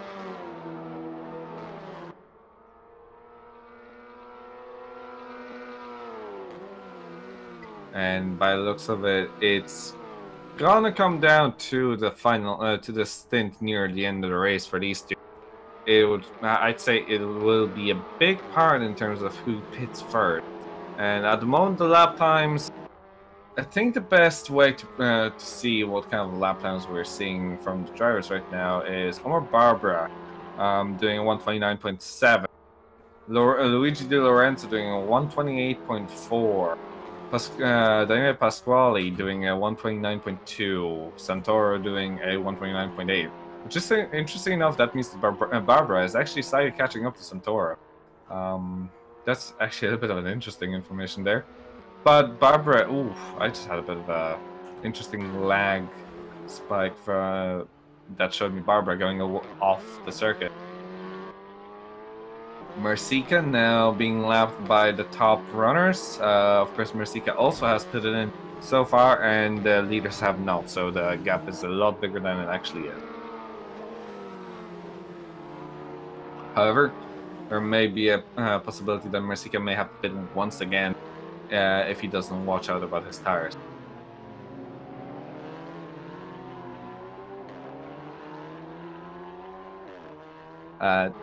Cars in front-wheel drive cars on this track can be very tricky as well, because a lot of the corners will require you to use your front wheels quite a lot, and you do want to save your tires as much as you can, of course, with the 2x tire wear.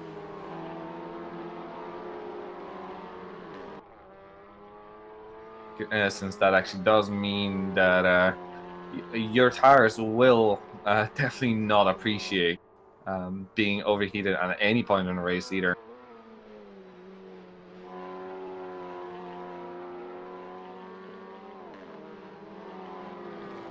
Otherwise, at the moment, we're looking like Zara is currently in 7th and still about a second behind Grubber, not looking likely to be looking at an overtake. Other than that, Santoro is losing time to Pasquale, who's losing time to Lorenzo, and Barbara is catching up to Santoro a little bit. That's good news for Barbara, but it's still 9 seconds of a gap, so there's definitely not going to be too much to look into that for now. And Cyril Sauce seems to be closing down a little bit, but it's going to be very difficult for himself to overtake Barbara right now. But it is only 1.4 seconds, and he is closing down, so that's very important to note. And I think they're going to be fighting. I think Barbara may have used his tires too much in the initial stage of the race, and Sauce may have been saving them a little bit. Whatever is the case, at the moment it's only about 1.6 seconds, 1.6 to 1.5 seconds between the two drivers up in 4th and 5th, and I think we're going to be seeing the battle coming up very soon, with Omar seemingly making some mistakes in his racecraft now.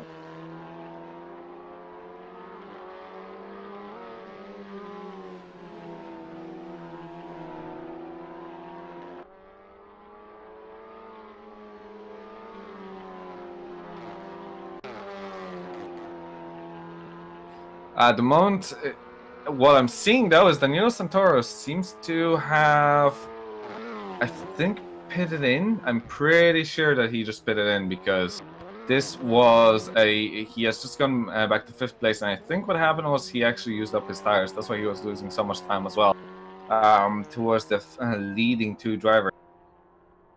This is a very expected time to have the tire change as well, and now cars will be a bit lighter, I would presume, which would also allow the tires to last a little bit longer. It also depends on how well the driver pushes, and the thing about the first laps of the race is you usually push the car a bit more than you do in the middle of the race. As we have Daniele Pasquale in the pits, so at this point it would appear that the drivers are going in for the pit stop. And indeed, Pasquale in the pits currently changing tires. Omar Barbara, Cyril Sauce go up a spot since they aren't pitting yet. And Danilo Santoro comes out in front of Grobler, and in fact, Pasquale is in front of Santoro by about 2 seconds, less than 2 seconds, which is surprising, and I think it shows how much of a difference there is in what we've seen from the tires, because Santoro was quite a bit further back, and now Pasquale is only 1 second ahead, so it'll be interesting to see if Pasquale can possibly run down a little bit of the gap from Luigi Di Lorenzo, but I have a feeling like Luigi is untouchable this race. I think drivers such as Omar Barbara will have to now look at pitting in, and so will Surreal Sose. As I'm seeing that Michael Ambronhosa is gaining positions possibly. Ooh, as Pasquale goes sideways in the corkscrew and loses even more time, and I think there's a bit of a possible battle between teammates going for fourth now, but I have a feeling like they will be very careful with each other.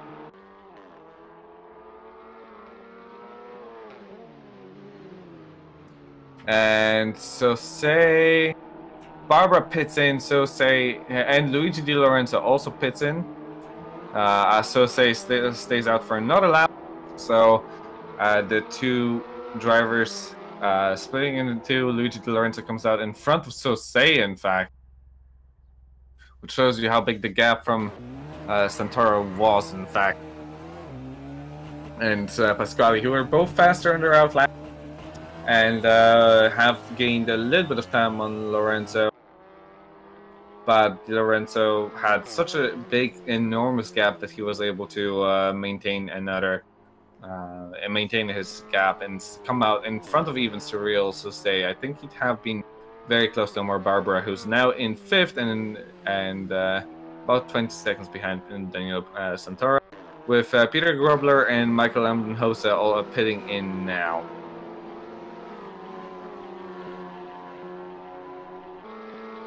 It looks like Sandro Zara has pitted in earlier, and I think he may have done the right decision. He may have actually got himself a position out of that. I'm going to have to see exactly. But he has actually overtaken Grobler through his pit stops.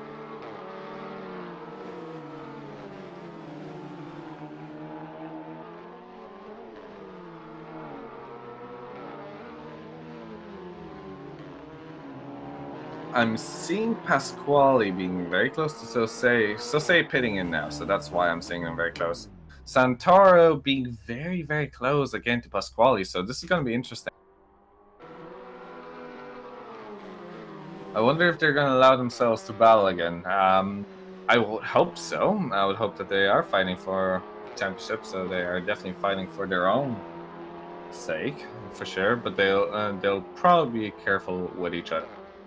And if the pace allows it, they will not be losing too much right now. Interesting enough, Cyril Sose has jumped Omar Barbara by the looks of it. I will have to make sure about that. Actually, no, that was just misguided. Omar Barbara stays ahead of Cyril Sose, who will now have to attempt to run down Barbara in a similar manner he's done last stint, but this time with the ability to overtake. So I think he will have to save tires. He will have to do a very similar thing to what he done earlier. Also, Grobler very close to Barbara or to Zara, although I think Zara is having a bit of a possible connection issues from my end at the very least. So it'll be very difficult for Grobler to get up and be safe.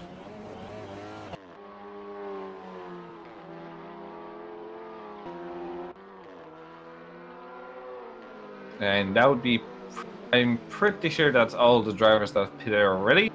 And at this point, I think what we're going to see is drivers just trying to nurse the car to the end. Maybe some battling, of course, hopefully. But the tires should last to the very end.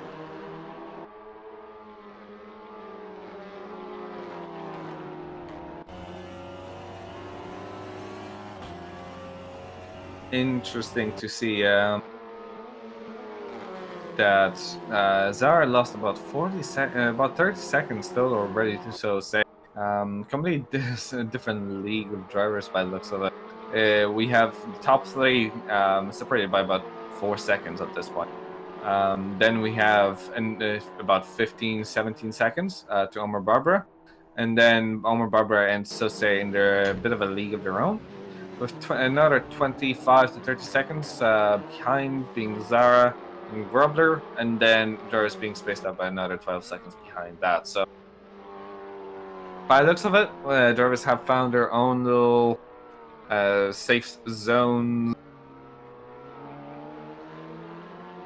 without too much battling, which is a bit of a downside for us, the viewers and the commentators, and a definite relief for most of the drivers.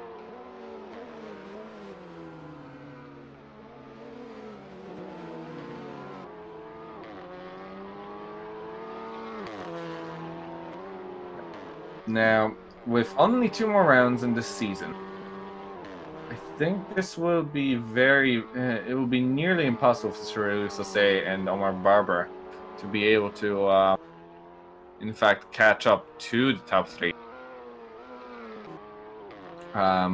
Also, interesting enough, Sosé putting in his fastest lap in general just a few seconds ago, which means that even faster in qualifying. To be fair, his qualifying lap was not as fast as his practice laps. At 127.7, I think, was his current race lap, which is very highly impressive, in fact.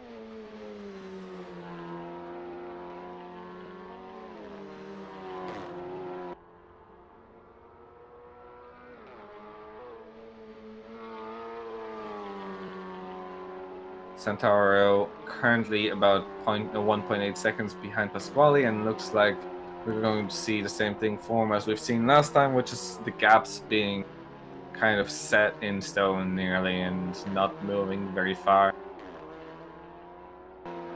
Cyril Sosé is actually losing time to Barbara a little bit. Let's compare the laps. With 127.4 from Barbara last time around and 27.7 last time from Cyril.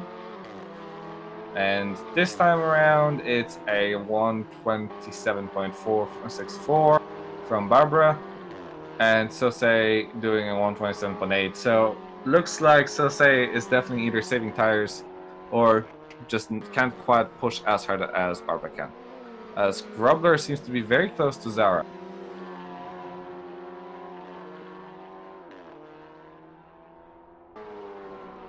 This is I think it's the round 3 at this point between Grobler and Zara. We've seen a couple battles and overtakes already from these two.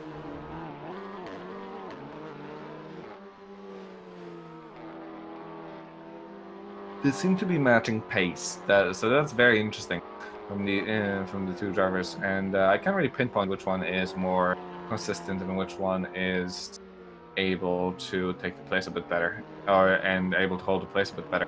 I think Peter would be a bit more consistent, but it would be marginal.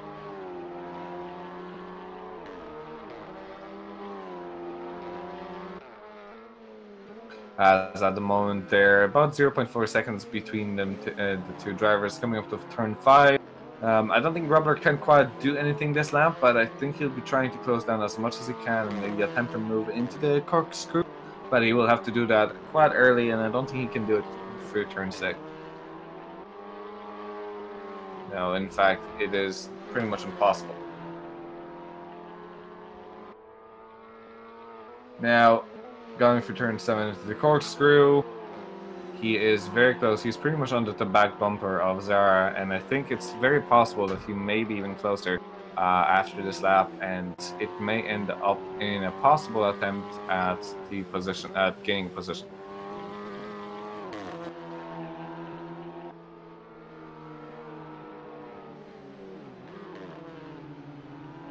And is that Cyril Sosé that just made a bit of a mistake? Yes, it is. Sosé has actually made a... in fact, no, it's Omar Barbara that's gone. Omar Barbara has gone from this race, and I think it may have been a disconnection of some kind, because by the looks of it, Omar Barbara just completely disappeared. And no, in fact, he came back, so it was just my timing. Yeah, Omar is still doing the race. Okay, sorry, So, that was my mistake. I think it was a glitch or something, lag spike. It must have been a lag spike or something. It appeared that on my screens that he was gone. So thankfully, Omar Barbara is still in the race and still in 4th place. As in fact, Sandra Zara was just overtaken by Peter Grobler. So 6th place goes to Peter Grobler now, and Zara is going to be having to fight his way back once again, as he has previously. And it's looking very close from the two. It just seems like the ooh, there's a bit of contact out of the corkscrew. Zara puts Grobler into the wall. I think that's something for possibly the race steward to take a look at, because that was a bit of a contact, a bit of an aggressive move from Zara coming out of the corkscrew, and then a move, and then a bit of a side-by-side contact, putting Grobler in the wall. We're going to be reviewing this incident, and obviously at the end of the race, when doing the list of penalties that we apply to each driver, we listed obviously amongst those lists. So that incident will be looked into. This means that Grobler is now 4 seconds behind Zara, and is seemingly struggling a little bit with his car. So he'll hopefully be able to finish the race and hopefully not lose as much time to Zara. But the unlucky thing, this is after a pit stop, so he can't repair his car either, unless he pits again and loses a lot of time. However, it may be the only option.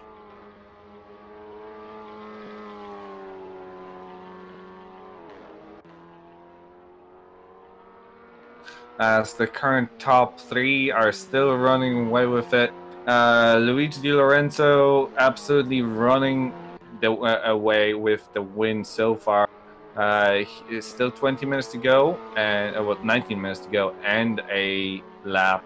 So still quite a bit to go, but I think at the moment, unless a disaster strike, Di Lorenzo will be able to take the win with both his teammates in P2 and P3.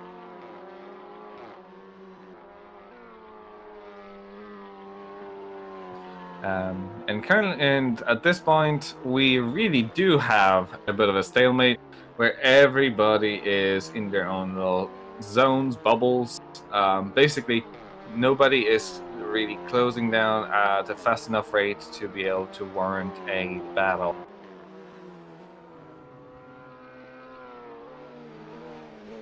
Now, I'm going to look at couple time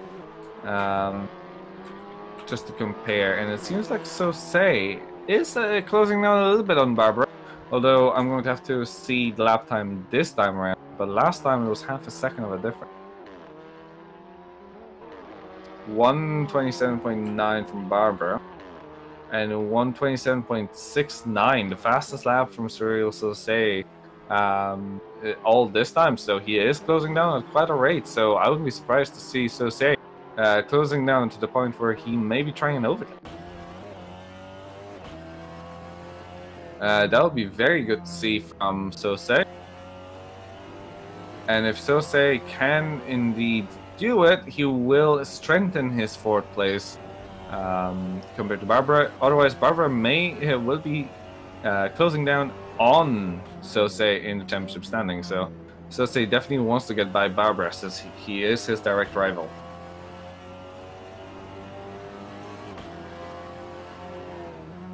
With only 2 rounds to go after this, this is it's fairly important to, of course, get your rivals as close as you can.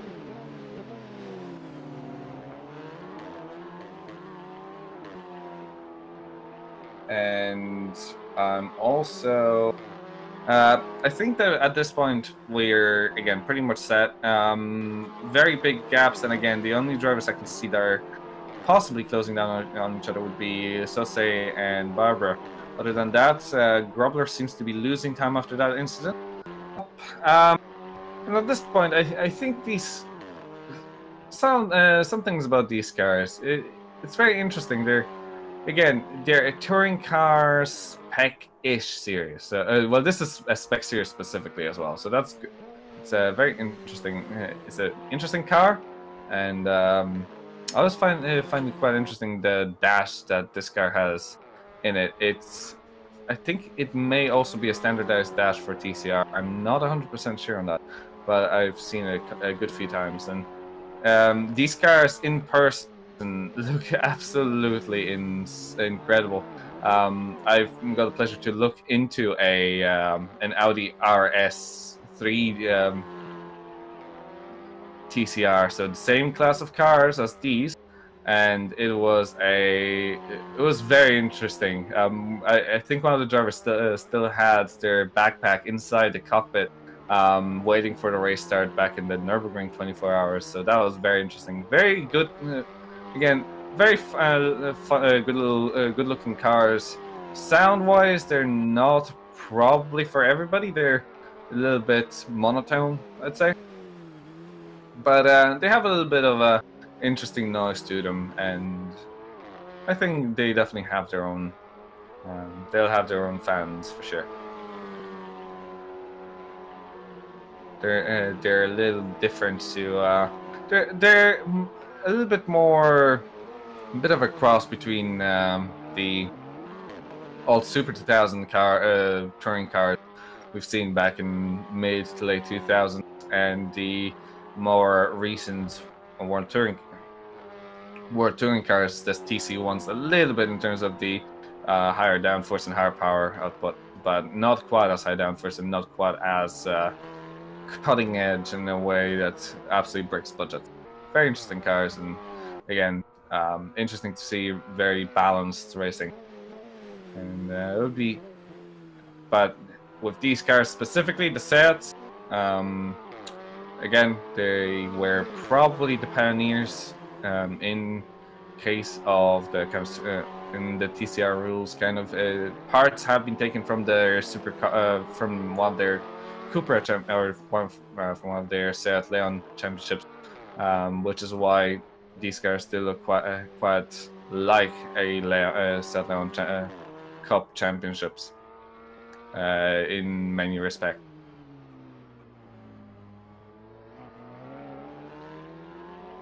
Last lap, let's see. Omar Barbara 128.8 to 128.1 from Cyril Sauce. So it looks like we may be closing down on a little bit of a battle for fourth place. Sauce only has 13 minutes and a lap to try and close down, and he's making some mistakes. He has to be perfect until the end of this race to attempt a move on Barbara. And I think Barbara is definitely starting to make a few mistakes, and definitely not. I think he may have a bit more aggressive of a setup than Sauce, which would mean that he's a bit faster at the initial stages of the race. However, he appears to be slower in the latter stages when the tire wear kicks in.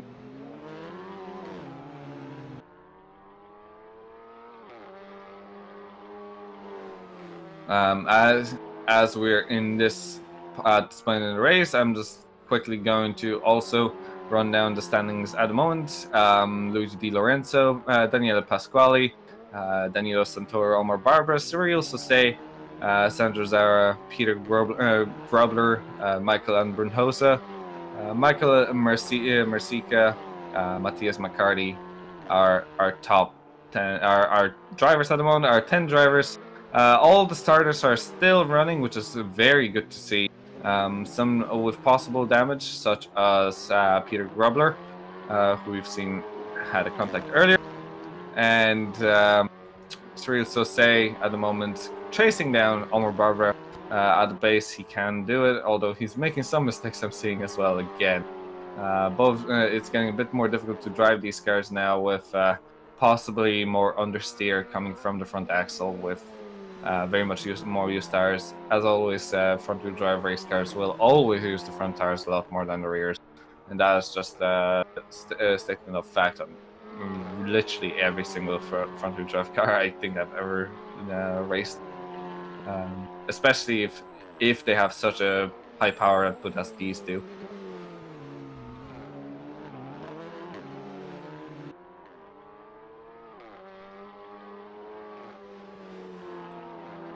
The championship leaders are still scrambled in front, with the current championship leader in second place, which does mean that our championships may become a little bit closer with Lorenzo, closing down on Pasquale. I'm interested in how the qualifying those drivers were very close, and now it seems like they have actually really separated themselves. So that's also very interesting in that sense. Last lap, Sosei made too many mistakes and has lost out 6 tenths to Barbara. So it's whatever he gained, he has lost last time around, and I think he cannot afford doing that again because he needs to close down.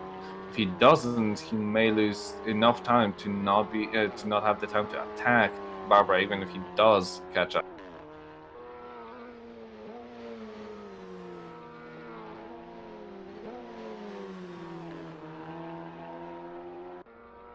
Otherwise, Abernhosa is catching up to Grobler, who, as I said, has a damaged car.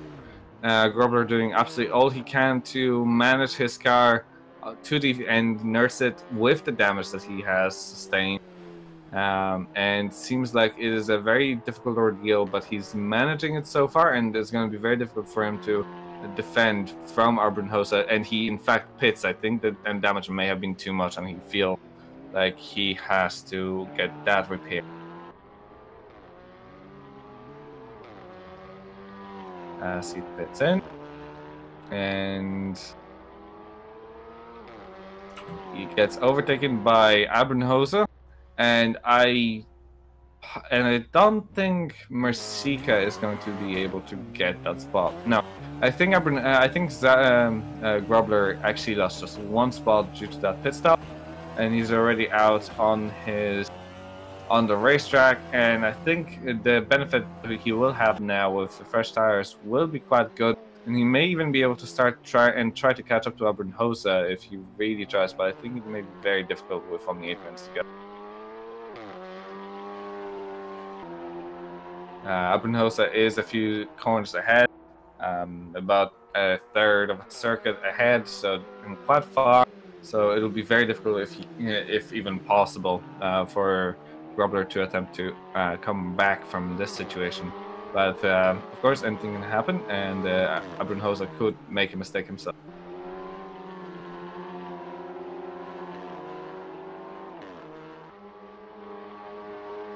That shows that I think the better option would have been for Grobler to pit in as soon as the incident happened, when he realized that the damage was too severe for the car to go quickly, because that would mean that he would have lost a lot less time on the damaged car if he had to pit anyway.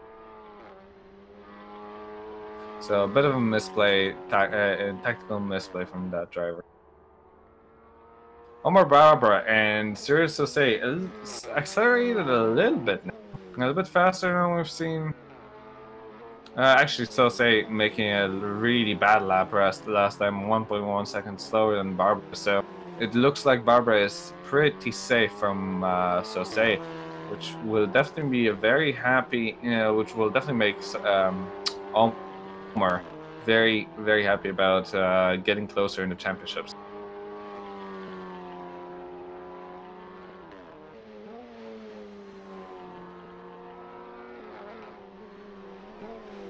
Currently, the gaps between drivers are at least 4 seconds, and that's between Barbara and Sosei. Sosei making mistakes from what I can see. So that's going to grow. Otherwise, most of the drivers are 9 seconds or more ahead, many 20 seconds between the drivers.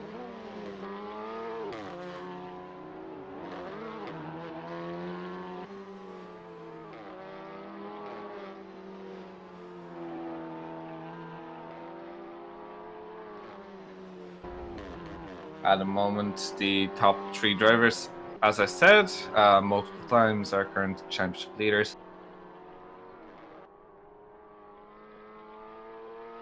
And they're definitely showing why they're the championship leaders. Definitely have a very good handle on the car's behavior, and even with this changed format, they're still putting down absolutely everything they can, and they're way ahead of the competition.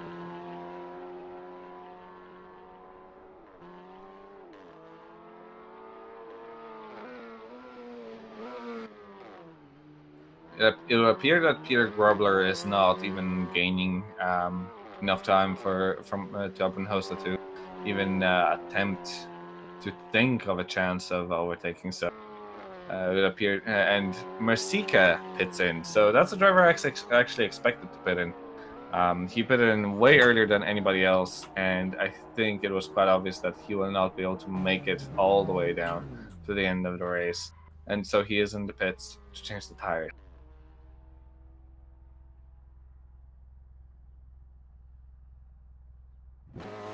And he will be coming out in front of the driver behind him, which is Matthias McCarthy, who was a lap behind and now is still nearly a lap. In fact, Mercica just got lapped by second place and third place cars, I think. So he will definitely not be. Oh, in fact, he got lapped by second place and then got overtaken by Zara. So, or lapped by Zara once again. So the gap is so big that he actually got lapped twice by second place man and then lapped for the first time by sixth place. So he's not looking at winning this race anytime soon, let's put it that way.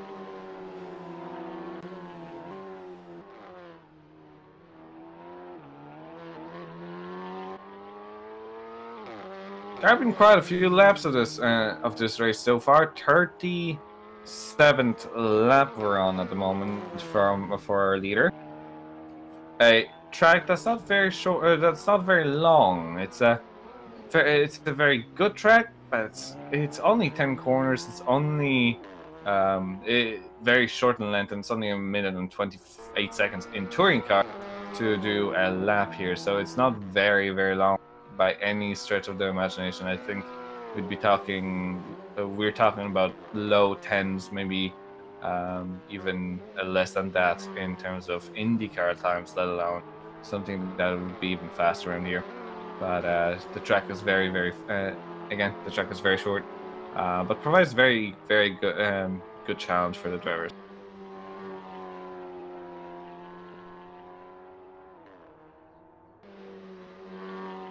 The track is laser scanned in Assetto Corsa as well, so absolutely anybody that hasn't tried the laser scan version of Laguna Seca in Assetto Corsa, as far as I know, this is base content anyway.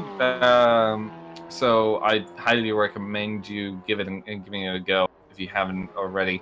It's a wonderful track, and a lot of people do fall in love with this track at first sight, essentially, or the first drive. It's very difficult to get it right every lap, and it's a very driver-centric circuit, which is one of the best things about it.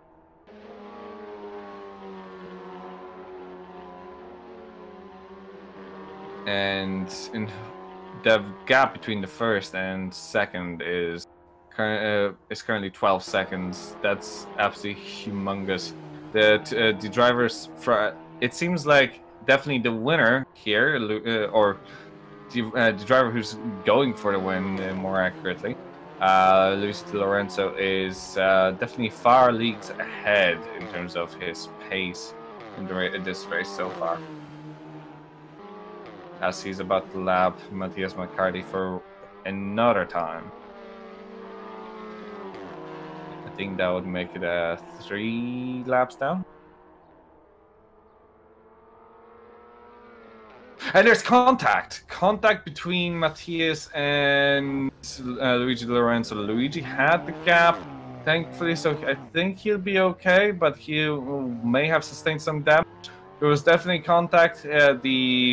Matthias McCarthy was not giving enough space or was on the outside, and seems like kind of just drove into the side of Lorenzo. Yes, we'll be monitoring this again and see what happened exactly. So we will be definitely looking at, so it'll be looked into, but this was definitely a very big factor in Di Lorenzo's race, and now he's going to have Pasquale behind him, the championship leader, in a far fresher car with no damage, versus this car, which has been quicker all day long, but is now damaged in the front, and by the looks of it, he may have some splitter damage, which may hinder his speed through corners. And this is definitely not a good thing in a front-wheel drive car. You want all that grip on the front. You want everything you can to put that power down, and this means that Pasquale may even be able to attempt for a win in this race. And at this point, we're about to run out of time, so I think we have 2 more laps to go. One more. This lap will finish, and then we have another one, as far as I can tell. So Pasquale definitely faster now, but Di Lorenzo will have to try and hold him off, his teammate, and do his absolute finest to try and make sure that he can hold off that win. He was nearly there, and Pasquale is so close. Pasquale is gonna overtake it. Pasquale is gonna go into the lead. Pasquale, in fact, goes into the lead, and now it looks like he will indeed be winning this race. If nothing goes wrong again, I have cursed Di Lorenzo today. So Pasquale now currently leading the race with another lap and a half to go. Now Di Lorenzo will have to worry about possibly Santoro coming up, but I think the 12 seconds is safe enough. This is an absolute disaster for Di Lorenzo though, and absolutely unnecessary in terms of lap traffic involvement. It's always sad to see a leader getting that kind of treatment in this case, or in terms of I'm not sure what happened there, but in terms of it's just never good to see a collision between a car that's being lapped and a car that's especially in the lead.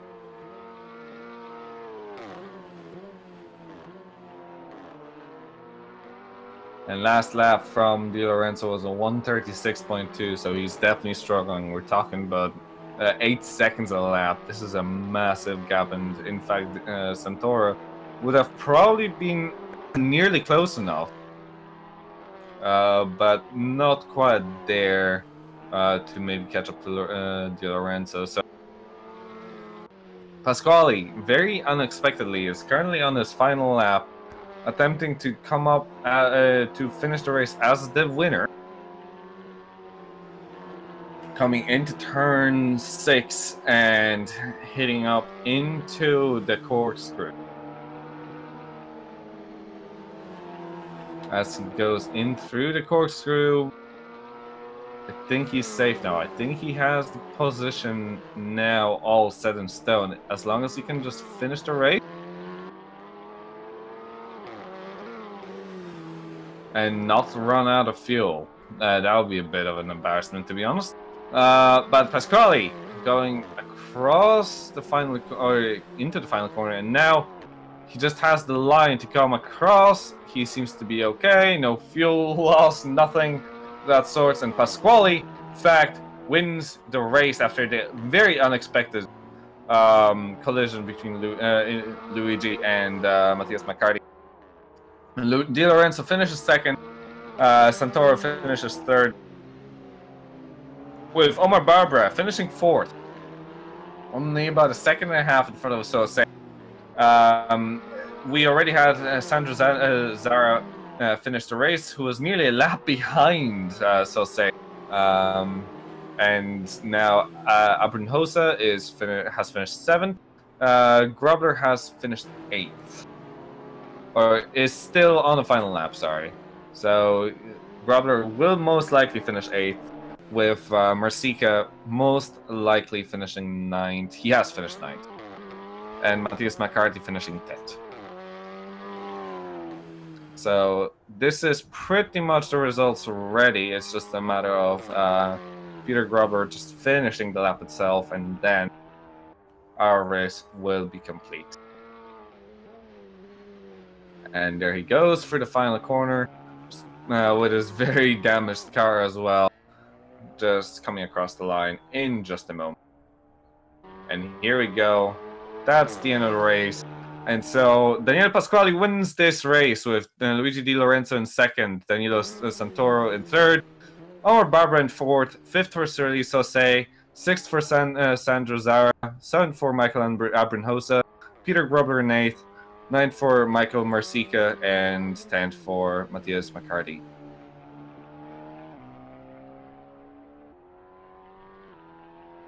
So, interesting race. A little bit of a slow burner at parts, but in some others it had some interesting moves. Some moves that will definitely require some looking into. That's for sure. Other than that, it was a interesting enough race in some circumstances, definitely.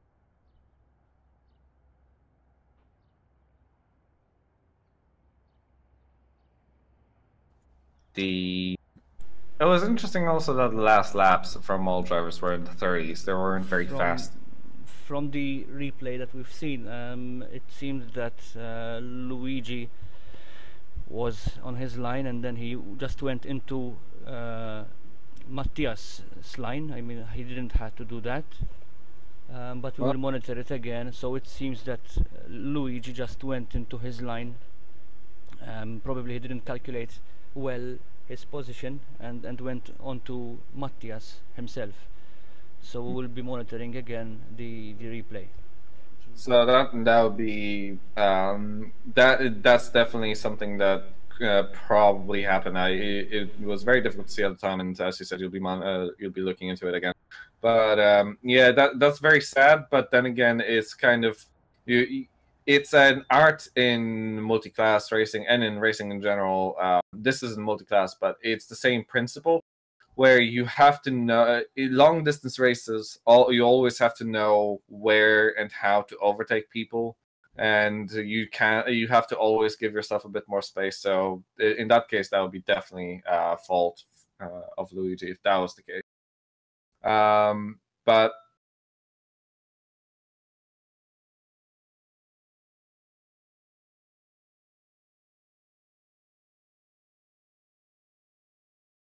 they can't speak well in English, so George will be translating.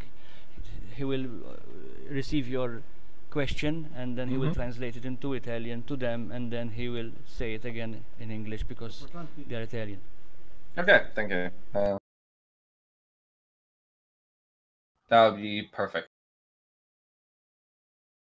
But definitely the three drivers again up. The three dominant drivers this season. E io mi sono visto se boccato, so detto te bocco pure io, perché sennò Andreotti mi passavi, pure difficile. Tandoci Luigi ormai era tu. Oh, I think we have Daniela here.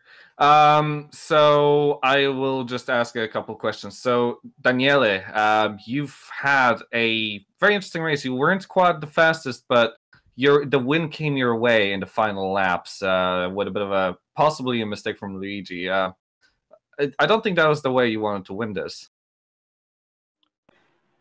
Ciao Daniele, allora è una bella gara, la gara è girata un po' a tuo favore con quello che è successo al tuo collega, a Luigi.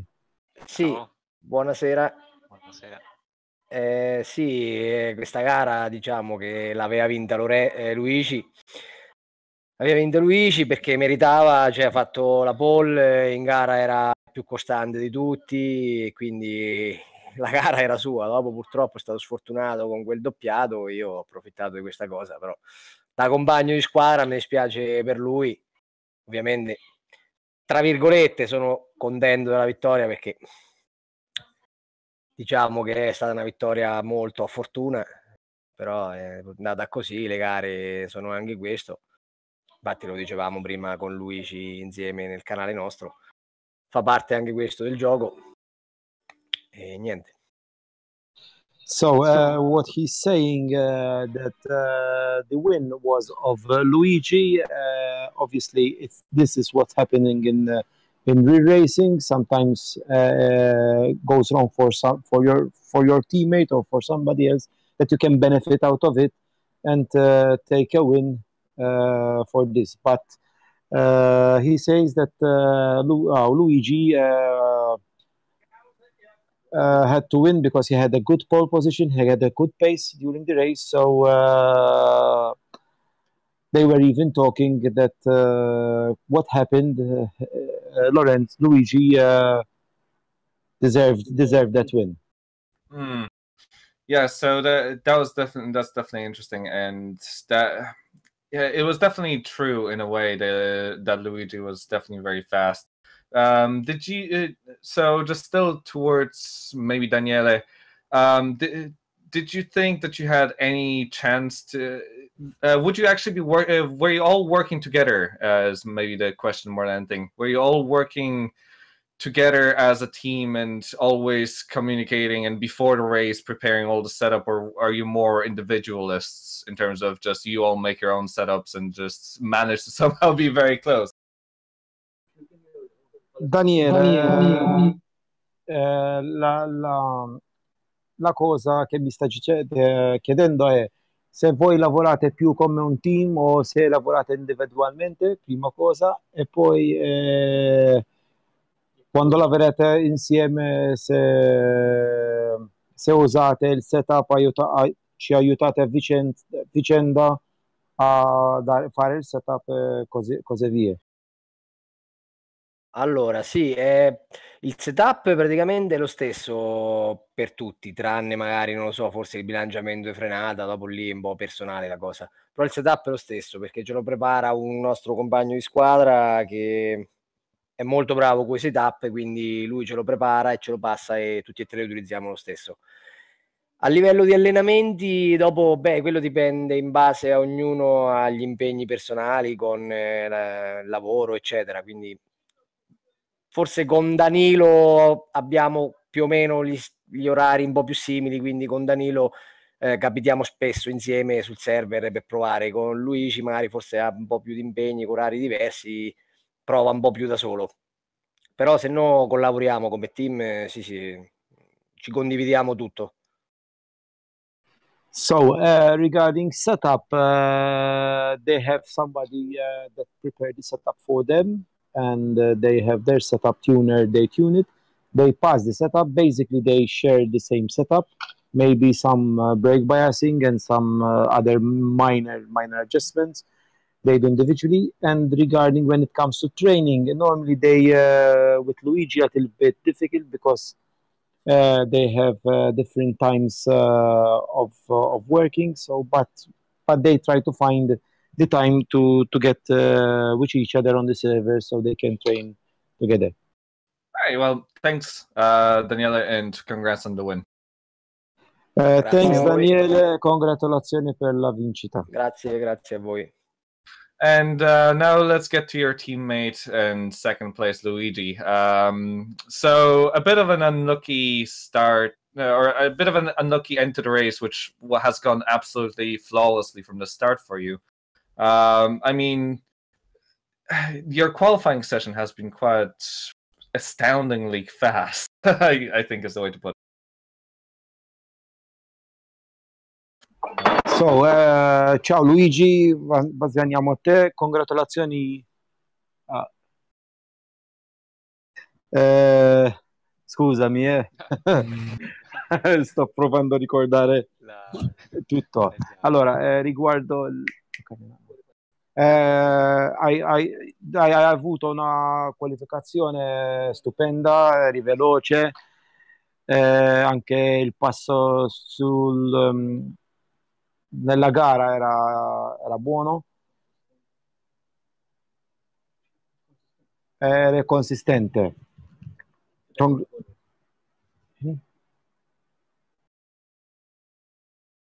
Sì, come pista ci trovo molto bene, la conosco molto bene e ci ho fatto diverse gare con vetture come le GT3, ho vinto anche diverse gare qui.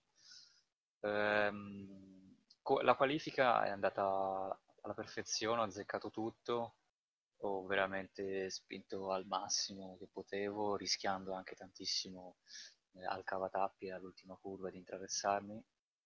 E il passo gara non me l'aspettavo che Daniele e Danilo non riuscissero a tenere il mio. Mi ha un po' sorpreso, io ho cercato comunque di gestire la gara alle gomme più che altro, cercando di non forzare subito all'inizio e magari forzare alla fine, verso la fine. E questo probabilmente è stata la chiave di lettura migliore, in quanto ero quasi prossimo alla vittoria, ma c'è stato un piccolo imprevisto.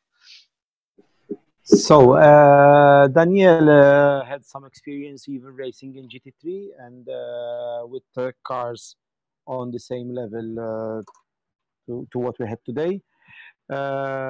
He pushed to the limit in the qualifications, so he got a good time. Even in the race, he pushed, and he was surprised that his teammate couldn't keep up with the pace that he had.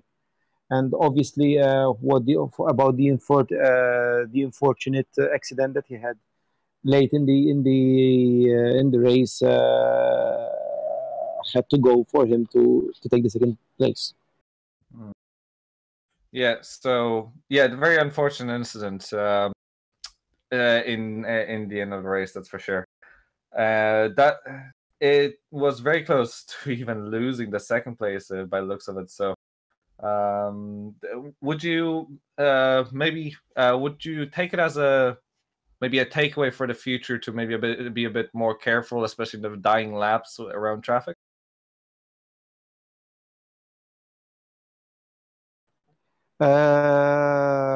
With like the accident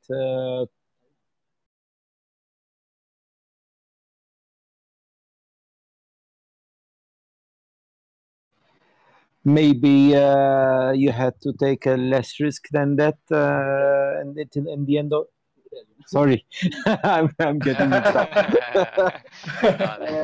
Maybe forse hai avuto un po', non hai aspettato un po' hai fatto quello sbaglio che non hai aspettato un po' fine gara, che potevi più amministrare la gara invece di andare così col doppiatore? Ma semplicemente il doppiatore, che adesso non mi ricordo chi è, ha completamente sbagliato la fase di doppiaggio, perché l'avevo scartato una volta che un doppiato, a parte dovrebbe alzare il piede, non l'ho alzato granché, però comunque sia deve lasciare strada a chi appunto lo sta doppiando, non mettersi nel mezzo e senza lasciare poi la traiettoria ideale, quindi proprio ha completamente sbagliato la fase di doppiaggio e in frenata mi ha anche preso, quindi proprio non ha capito niente, assolutamente niente. Mi dispiace, però non ha capito proprio niente. So he's saying that maybe in the phase of the end of the race, the guy that was going being overtaking, which is Matthias, was on the wrong line, and maybe he had to made a mistake that he didn't brake that much on the exit of the corner, so had forced him to cause the incident. Okay. Well, thanks for the interview anyway, Luigi, and well, still congrats on the second place. I mean, it's still second place, and well, better luck for future. Congratulazioni per il secondo posto, hai fatto una gara bella. In bocca al lupo per il prossimi gare, il future race, nelle gare future. Grazie. Grazie a voi, grazie mille. Alla Grazie. prossima. Alla prossima. And now for the final interview, Danilo Santoro. So, well, I know it sounds bad, but the slowest of the three of your team of your team, but still very fast, still way ahead of the competition. I mean, it must have felt like a no man's land. Congratulazioni Danielo, anche se sei il meno veloce del tuo team, ma hai fatto un passo di gara molto buono.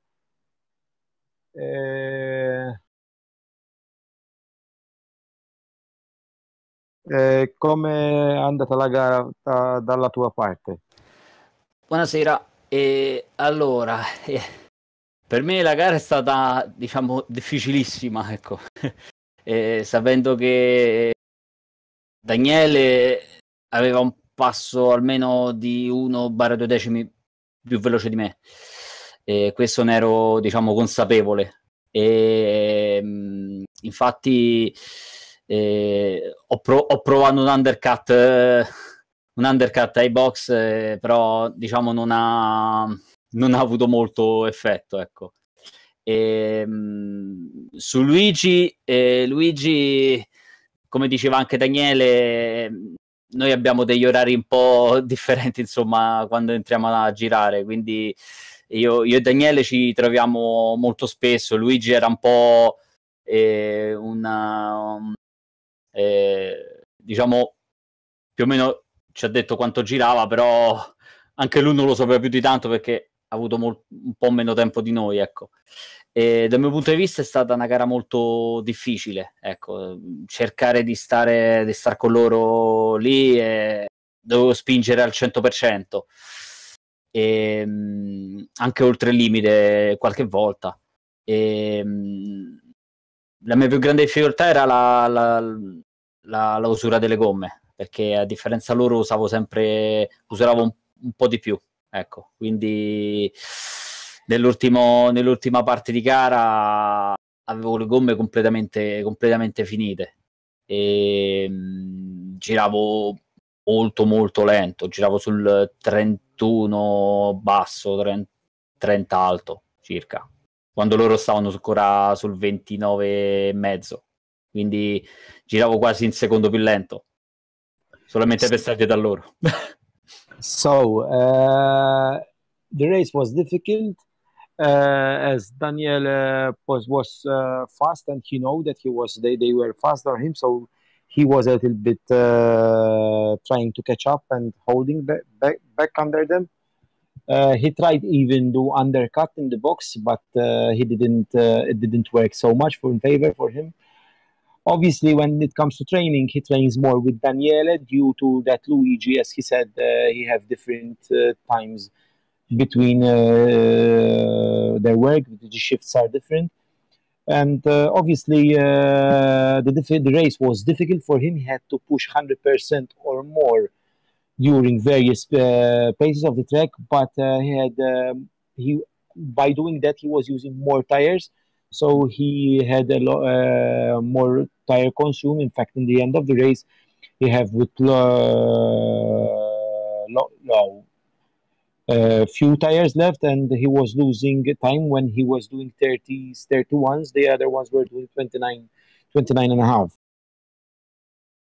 Yeah, that sounds like definitely pushing the tires very hard. And in a long race like this, tires are basically the black gold, as they call it. So it's definitely I can definitely see where you're coming from with the end of the race must have been very, very difficult.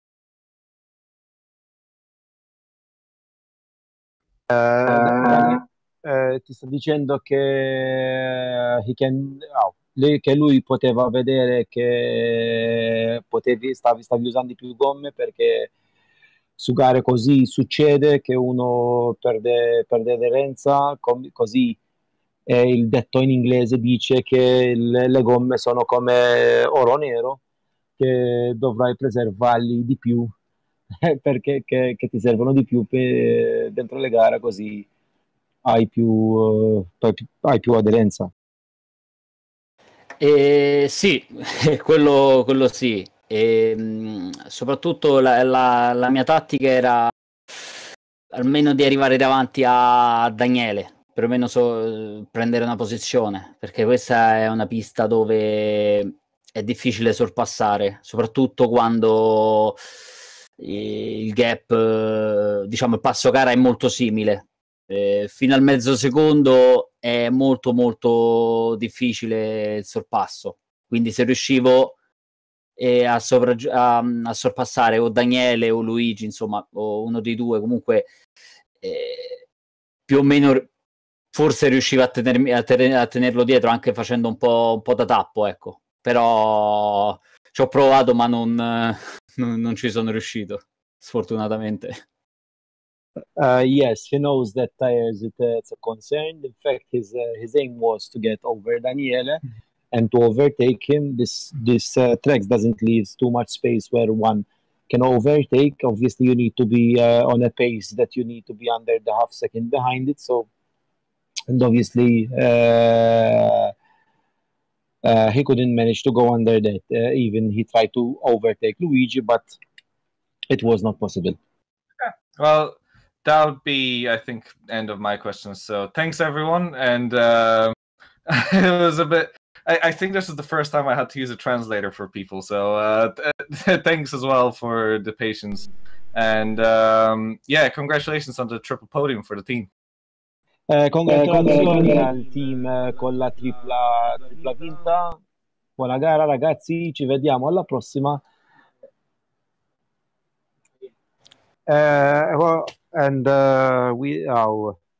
Ci vediamo alla prossima. Grazie di tutto. Ciao, grazie. buona serata, grazie a voi, alla prossima. Okay, this is the end of the stream, but before we close, first of all, I would like to thank Kasper for his commentary, and obviously George, who was monitoring the race throughout the practice, qualifying, and during the race. I myself was doing the broadcasting. Thanks to everyone involved, thanks to the drivers, because without the drivers we cannot continue organizing our events. I must say and inform everyone that the next race is going to be Donington Park instead of Zolder, because I have found issues in the track, so I had to change it to another track, and I chose Donington Park. I will send you an email to everyone, so everyone will be informed. And that's basically it. You can start doing training for next round 5. Before I close, I have to thank all the sponsors. Thanks obviously to simnews.tv, who are taking care of the commentary and the broadcasting, Textor Distribution Limited, and obviously our main sponsors, GT Omega Racing, who are giving us the prize, 3D Rep as well, who is offering another prize for the overall driver, and obviously the Melita, because they are promoting, supporting us with the internet connection for the live streaming. Thanks to everyone, and we will see you next round 5 next week.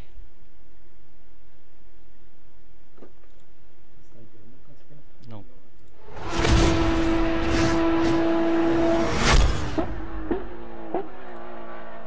Okay, just تتكلم.